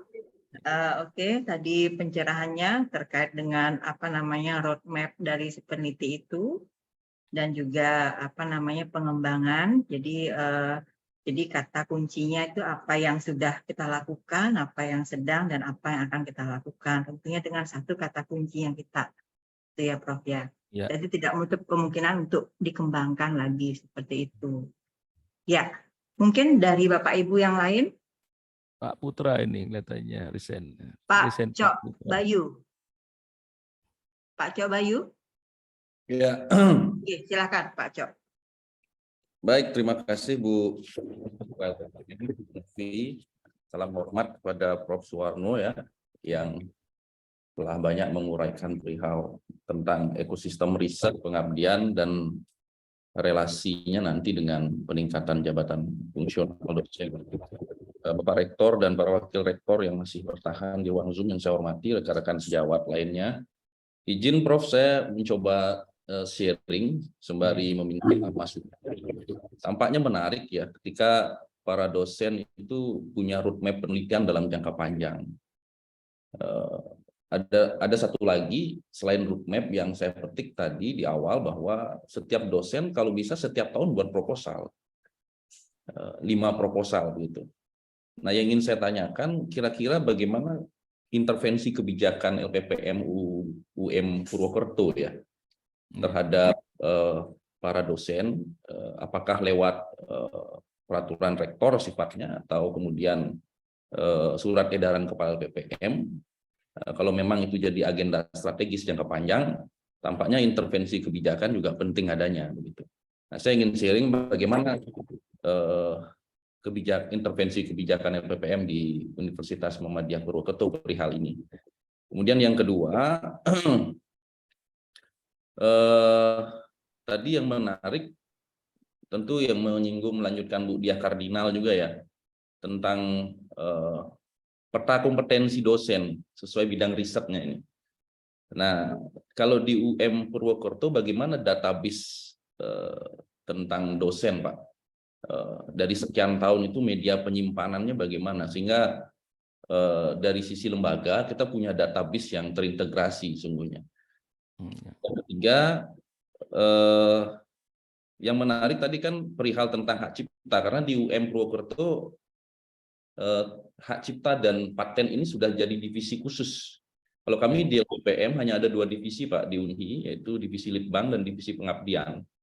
Karena memang haki ini jadi ujung tombak juga untuk peningkatan kompetensi dosen, di sisi lain juga untuk peningkatan jabatan fungsional yang berdampak juga tentang klasterisasi perguruan tinggi. Saya ingin mencoba bertanya perihal 2 hal penting di dalam haki, Pak. Kan ada pencipta dan pemegang hak cipta, Pak. Iya. Nah, apakah pencipta, katakanlah dosen dan mahasiswa namanya disematkan sebagai pencipta dan pemegang hak cipta itu UMP, karena ini bicara strategi juga supaya kampus juga merasa memiliki hak cipta juga terhadap beberapa penemuan yang berada pada ekosistem kampus itu. Tapi penciptanya tetap dosen dan mahasiswa. Apakah demikian adanya? Mungkin itu saja Pak pertanyaan saya ucapkan terima kasih. Baik, terima kasih Pak Cok. Nggih, langsung saja Prof. Ada 3 pertanyaan yang disampaikan nggih. Pak Putra, jadi hubungan dengan peraturan penelitian itu yang buat adalah LPPM. Di dalam panduan atau buku panduan penelitian itu disyaratkan semua pengusul proposal harus memiliki roadmap. Sehingga di dalam proposal itu harus dilampirkan roadmap peneliti. Kalau tidak dicantumkan roadmap itu sudah gugur secara administrasi begitu. Tidak akan masuk di review begitu. Ini kebijakan LPPM. Ya. Terus untuk basis data, kami di LPPM UMP itu sudah punya sistem manajemen administrasi, yaitu namanya SimpelMas begitu. Sistem Manajemen Penelitian dan Pengabdian Masyarakat itu namanya SimpelMas. Kalau didiktikan Bima, kami punya SimpelMas. Di situ sudah memuat semua hasil penelitian dosen bersangkutan, karena semua dosen punya akun masing-masing sehingga bisa tersimpan di database kami semuanya, penelitian kapanpun, sehingga prodi kalau mau akreditasi cari data-data penelitian dosen sudah ada di situ semuanya. Dan dari situ itu kami mulai dari pengusulan proposal sampai pelaporan, kami semuanya dalam sistem soft copy, tidak menggunakan hard copy lagi begitu. Dan reviewer pun dimanapun bisa mereview proposal dari masing-masing dosen karena sudah online semuanya di situ. Dan kami sekarang ini ada tambahan lagi mereview laporan penelitian. Karena pengalaman itu dosen itu terkadang hanya yang penting mengumpulkan laporan. Isinya terkadang tidak lengkap begitu. Kami sudah ada ditambahi review laporan. Karena pengalaman ada laporan tapi nggak ada kesimpulan. Ada kesimpulan tidak ada pembahasan. Nah, kami betul-betul kami review. Kalau tidak sesuai dengan panduan kita kembalikan. Kalau tidak mau mengembalikan, kita blacklist, kita tutup sistemnya. Dia tidak bisa mengajukan penelitian tahun berikutnya. Kami sudah berlaku seperti itu. Dosen yang belum memenuhi kewajiban luaran maupun laporan tidak beres, itu langsung kita blok sistemnya bagi dia. Tahun ini tidak bisa mengajukan penelitian lagi karena dia tidak bisa buka sistemnya itu. Kalau buka, maaf, Anda masih punya kewajiban begitu. Tidak bisa melanjutkan. Dan untuk kontrol ke dosen hubungan dengan grup riset itu, begitu dosen masuk di SimpelMas, akan mengajukan proposal, dia harus pilih dulu klasternya, klaster risetnya. Dia di klaster mana, klik dulu di klasternya. Setelah klik klaster, dia muncul menu subklaster. Dia klik pilih subklasternya. Setelah klik subklaster, dia harus pilih riset grupnya. Dia masuk riset grup mana itu sudah tersistem semuanya, Bapak Putra. Di kami sudah seperti itu. Ya. Jadi semua dosen sudah terpetakan masuk grup riset mana, klaster mana, kami sudah punya datanya begitu. Sehingga nanti lebih mudah untuk mencari kepakaran masing-masing dosen di situ. Nah, hubungan dengan hak cipta, memang ada pencipta, ada pemilik. Semua hak cipta atau hak cipta yang kami miliki di UMP ini lebih dari 90% pemiliknya universitas. Kalau penciptanya itu di situ tidak terbatas Bapak Ibu. Penciptanya itu lebih dari 5 pun boleh di situ penciptanya. Ini enggak apa-apa. Dan masing-masing pencipta haknya sama. Jadi kalau di situ penciptanya 5, haknya sama. Tidak ada pembagian 50%, 60%, enggak ada. Haknya sama. Dan kalaupun pemiliknya universitas, sebagai pencipta tidak ada pengurangan haknya. Sama saja, enggak apa-apa. Untuk angka kredit tidak masalah, pemiliknya universitas ataupun pemiliknya si pencipta, itu tidak ada masalah begitu. Sama saja. Jadi walaupun penciptanya dosen, hak miliknya universitas, itu dosen tidak ada yang dirugikan. Malah ke tempat kami malah diuntungkan. Karena kalau dia membuat hak cipta, pemiliknya universitas, biaya pengurusan hak cipta kami tanggung universitas. Dan ada ribetnya. Tapi kalau penciptanya dosen, terus pemiliknya tetap dosen, tidak kami tanggung. Termasuk ribet tidak kami berikan begitu. Itu kebijakan kami seperti itu. Baik, terima kasih Prof. Ya. Untuk Pak Cok Bayu, gimana? Ada yang ingin disampaikan lagi? Ya, terima kasih Prof. Mungkin sudah jelas. Tetapi yang tertarik tentang klaster, subklaster, dan grup riset, saya rasa pola ini hampir mirip ketika kami kunjungan di Muhammadiyah Yogyakarta dan Magelang. Iya. Jadi polanya sepertinya mirip juga dengan Purwokerto. Lalu di sana ada klaster, subcluster dan grup riset. Nah, ketika satu dosen atau beberapa dosen dalam satu grup itu mengajukan katakanlah hibah internal untuk klaster topik X gitu. Apakah tahun depan dia wajib berada pada koridor klaster itu kembali? Dan apakah sistem kemudian secara otomatis menolak ketika tahun berikutnya dosen peneliti tidak kembali memilih klaster topik seperti tahun sebelumnya, Prof? Mohon penjelasannya. Ya, silakan, Prof. Jadi dosen hanya boleh masuk sekali di sub riset, tidak boleh pindah-pindah begitu. Tapi boleh membantu di sub riset yang lain. Misalkan saya kepakaran geografi, saya di sub riset kebencanaan. Tapi ada riset grup lain butuh kepakaran saya, boleh. Tapi hanya syaratnya membantu jadi anggota pembantu pendukung saja. Tapi saya tidak boleh pindah ke yang minta saya gitu. Itu caranya begitu. Harus satu sub riset, tapi kalau membantu sub riset yang lain boleh, membantu klaster yang lain boleh. Itu pun atas permintaan begitu. Matur nuwun, Prof. Terima kasih, Prof. Iya. Kami persilahkan kepada Bapak Ibu dosen yang lain untuk mengajukan pertanyaan.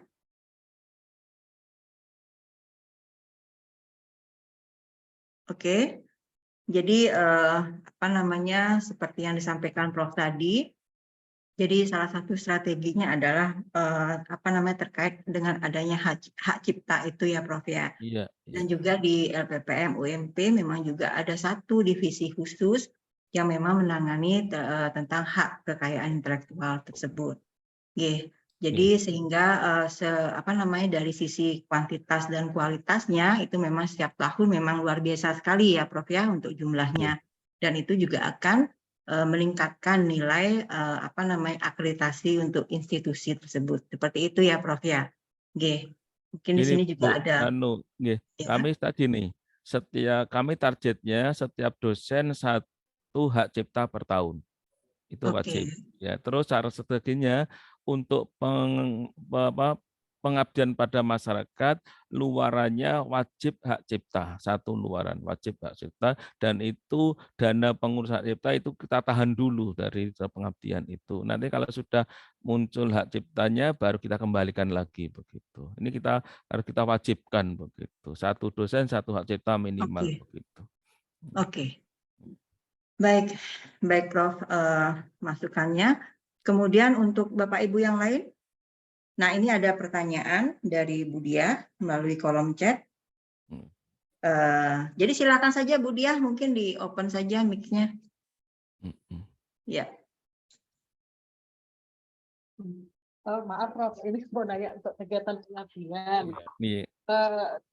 Mungkin sharing untuk kegiatan pengabdian di sana, karena saya kebetulan saya pernah menerima hibah pengabdian PKM. Waktu itu yang pendanaan sekitar 45 juta ya.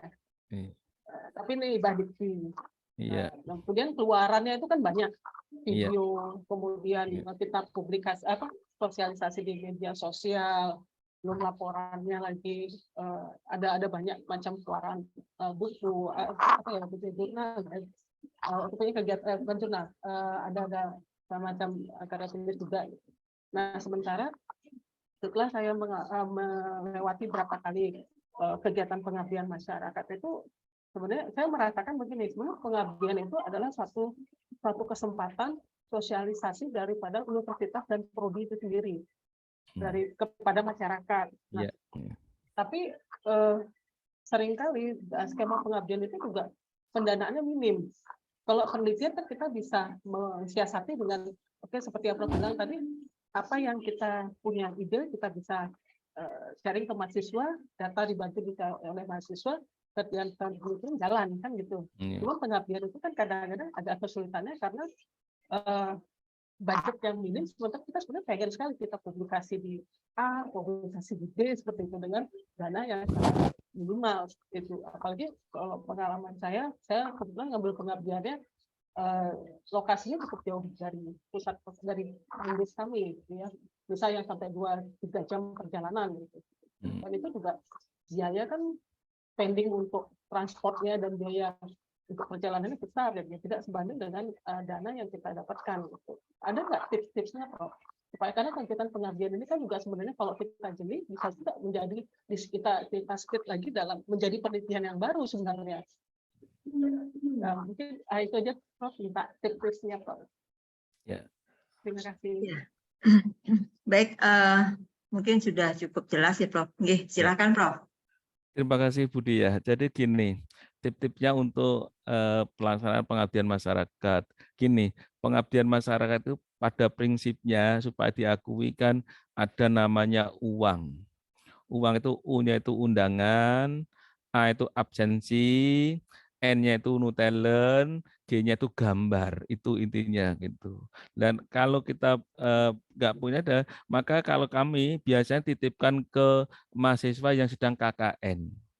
Jadi supaya nanti dilaksanakan oleh mahasiswa yang sedang KKN program itu, yang penting kita dapat gambar ya, dapat absensi, kan begitu. Itu tipnya seperti itu, sehingga kita tetap tiap semester punya pengabdian dititipkan dengan mahasiswa yang sedang KKN begitu. Perusahaan kami di Purwokerto, dana penelitian kami sangat kecil, Bu Dia. Kami sangat kecil. Kalau pengabdian itu sifatnya pelatihan, sosialisasi, itu hanya kami danai 3,5 juta. Kan kecil sekali, betul. Sekali kegiatan cukup begitu. Sehingga kalau perjalanan satu kan ya cukuplah untuk perjalanan begitu. Karena untuk pelatihan sosialisasi kan pertama hanya sekali saja kegiatan sudah beres gitu. Kalau hilirisasi riset, hasil riset kita terapkan di masyarakat atau membina UMKM, ini kami danai 7 juta per proposal. Nah, untuk desa mitra kami punya nama desa mitra atau desa binaan, ini kami danai 10 juta begitu. Kecil kami pendanaan begitu.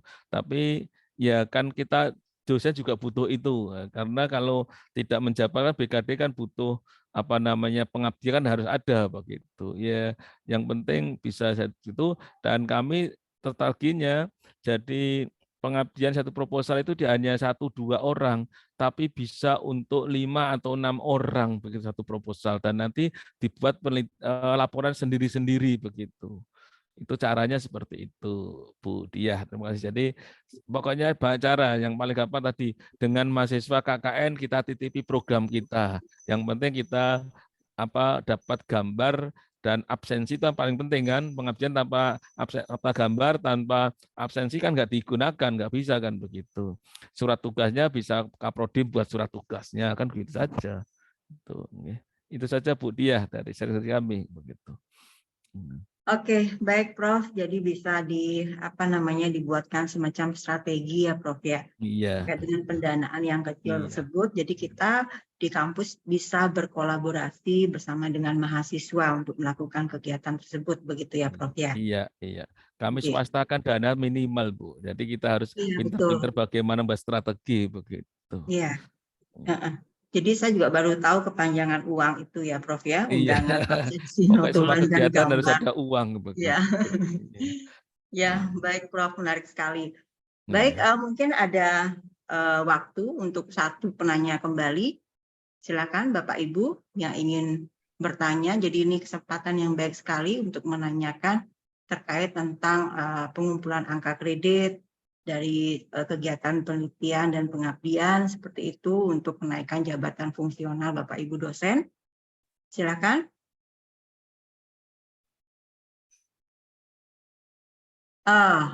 Bapak Cok Bayu kembali, raise hand. Silakan Pak Cok.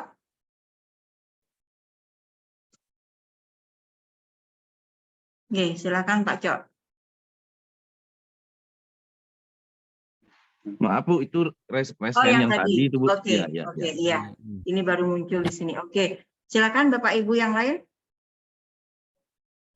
Mungkin dari tadi Pak Cok Bayu itu Kepala Divisi Penelitian. Ya, baik. Ini dari Pak Gusti Alit Suputra. Silakan, Pak Alit.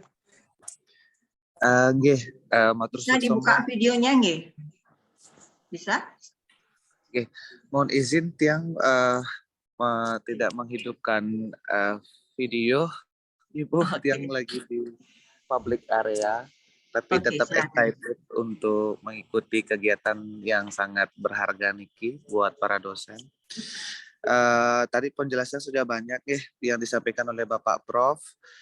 Saya mau menanyakan beberapa hal niki terkait dengan Sinampura. Recording in progress.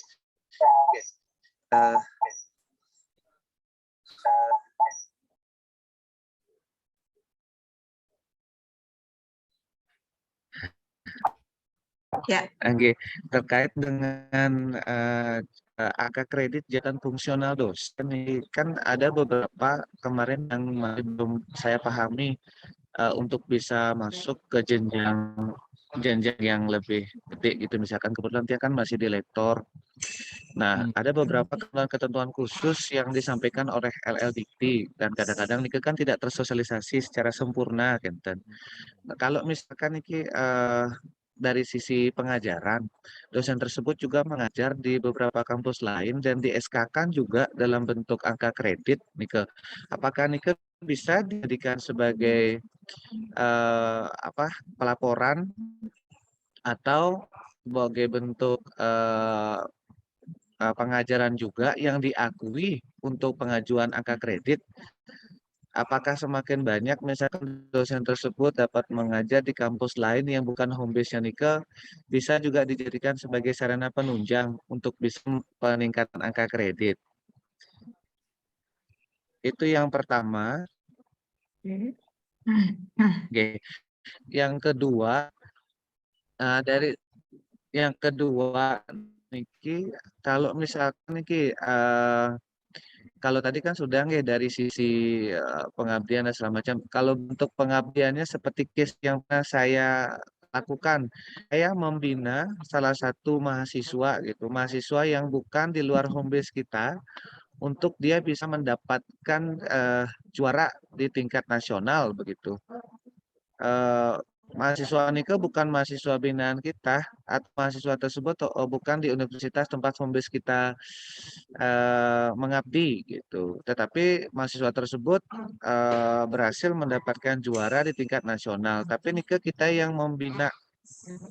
Apakah Nike bisa juga dijadikan sebagai tolak ukur untuk peningkatan angka kredit ya? Kalau situasionalnya bukan berada pada home base kita, tetapi berada pada home base yang lain gitu. Bagaimana sebenarnya batasan-batasannya dosen itu bisa mendapatkan angka kredit dari situasi yang memang bukan dari kampus home base-nya nih ke Bapak Prof. Itu saja dari saya, terima kasih. ya, baik. Terima kasih Pak Khalid. Ya, silahkan Prof. Jadi ada kurang lebih 2 pertanyaan. Terima kasih. Ya. Terima kasih. Pada prinsipnya boleh asal ada surat tugas. Ya, semuanya itu kan harus ada surat tugasnya. Jadi panjenengan bina masa lain, tapi ada surat tugas dari perguruan tinggi yang Bapak bina nggak apa-apa. Masukkan nanti dimasukkan di penunjang begitu. Itu boleh nggak apa-apa. Kalau banyak SKS boleh, tapi kan di panduan itu dibatasi maksimum per semester itu 12 SKS. Itu untuk di pendidikan. Jadi kalau belum mencapai 12 SKS, panjenengan ngajar di perguruan tinggi lain, asal ada surat tugasnya boleh dimasukkan. Saya prodi geografi, tapi saya ngajar di Pasca. Home base saya geografi. Saya boleh masukkan dari SK ngajar di Pasca, karena saya di geografi tidak mencapai 10 SKS atau 12 SKS. Yang penting ada SK-nya, ada jadwal kuliahnya itu dibolehkan walaupun bukan home base-nya begitu. Oke. Ya. Jadi bisa dengan surat tugas seperti Yes, itu nggih, ya. Pak Alif. Harus ada SK-nya, SK pengampuan itu. Kalau membimbing surat tugas membimbing, kalau mau dikuliahkan ada SK pengampuan. SK pengampu. Oke. Nggih. Itu masuk di unsur penunjang nanti ya, Prof ya. Penunjang boleh, kalau yang ngajar boleh di pendidikan kalau belum di pendidikan. Belum mencapai 12 SKS, karena maksimum kan 12 SKS di situ per semesternya. Oke. Jadi seperti itu Pak Alif. Ada yang ingin ditanyakan kembali?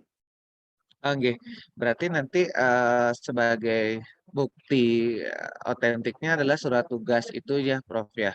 Ya, untuk Surat tugas membimbing itu tadi ya sudah, betul. oke.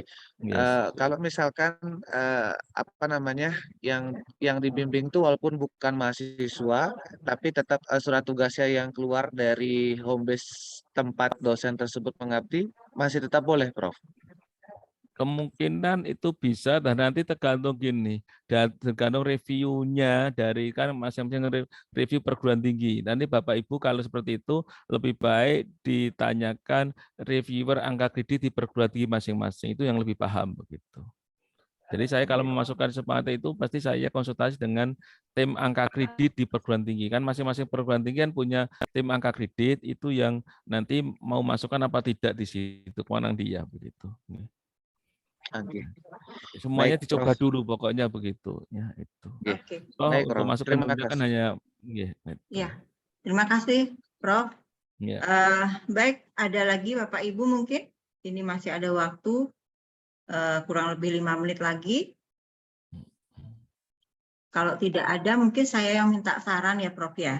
Iya, monggo. Jadi ini kan ada apa namanya untuk kolektor kepala itu ada pengumpulan angka kredit yang 400, 550 dan 700 seperti itu ya, Prof. Dari lektor ke lektor kepala.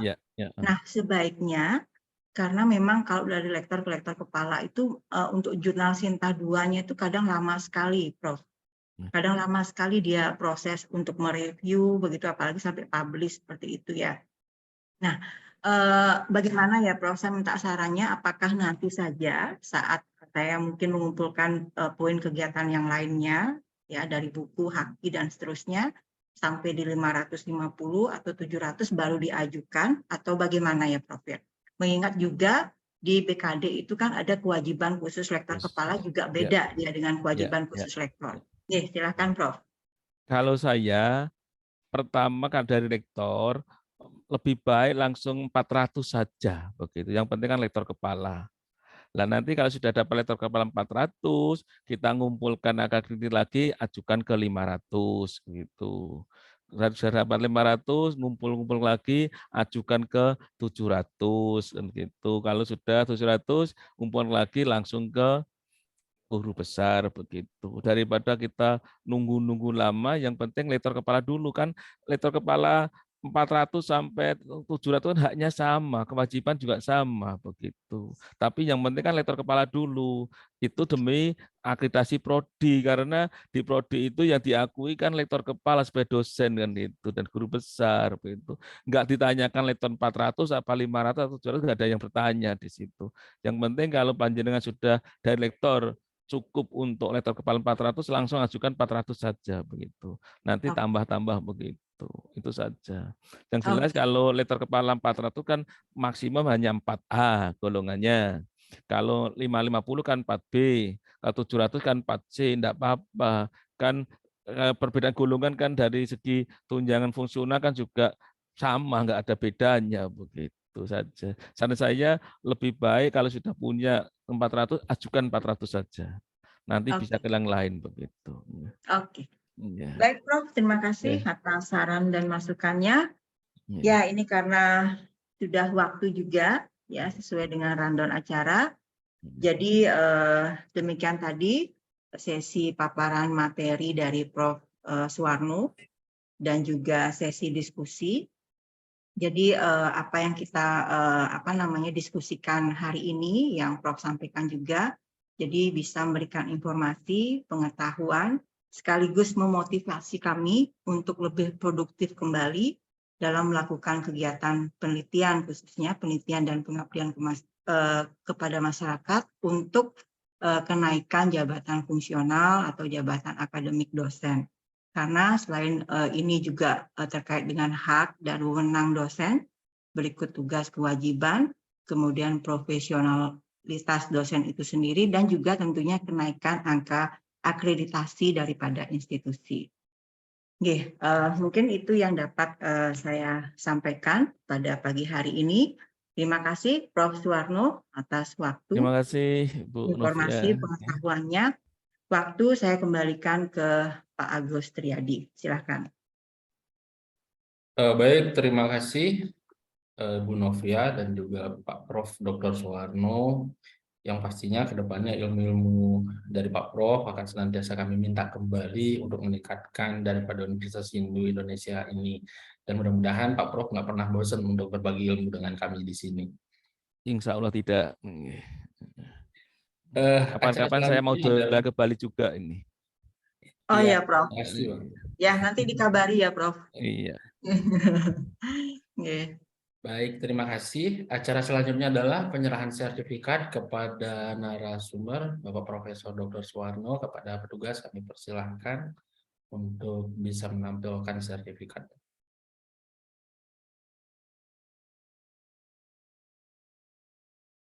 Terima kasih. Sertifikat sudah saya terima. Terima kasih Bu Novia dan teman-teman semuanya. Pak Sami-sami, Rektor. Prof. Terima kasih kembali Pak Prof. Jadi demikian tadi serangkaian acara webinar strategi akselerasi kenaikan jabatan fungsional akademik dosen melalui kegiatan penelitian dan juga pengabdian kepada masyarakat. Dan tidak lupa kami mengucapkan terima kasih dan juga mohon maaf yang sebesar-besarnya apabila dalam pelaksanaan kegiatan ada kesalahan yang tidak disengaja. Dan di akhir kata acara ini kami tutup dengan parama sandi. Om Santi Santi Santi Om. Wassalamualaikum warahmatullahi wabarakatuh. Salam sejahtera untuk kita semua. Mohon izin Terima kami kasih. lab ya Bapak Ibu. Oke, terima kasih, Oke, Prof. terima kasih, Ya, Prof. terima kasih. Selamat siang. Ya, Oke. siang.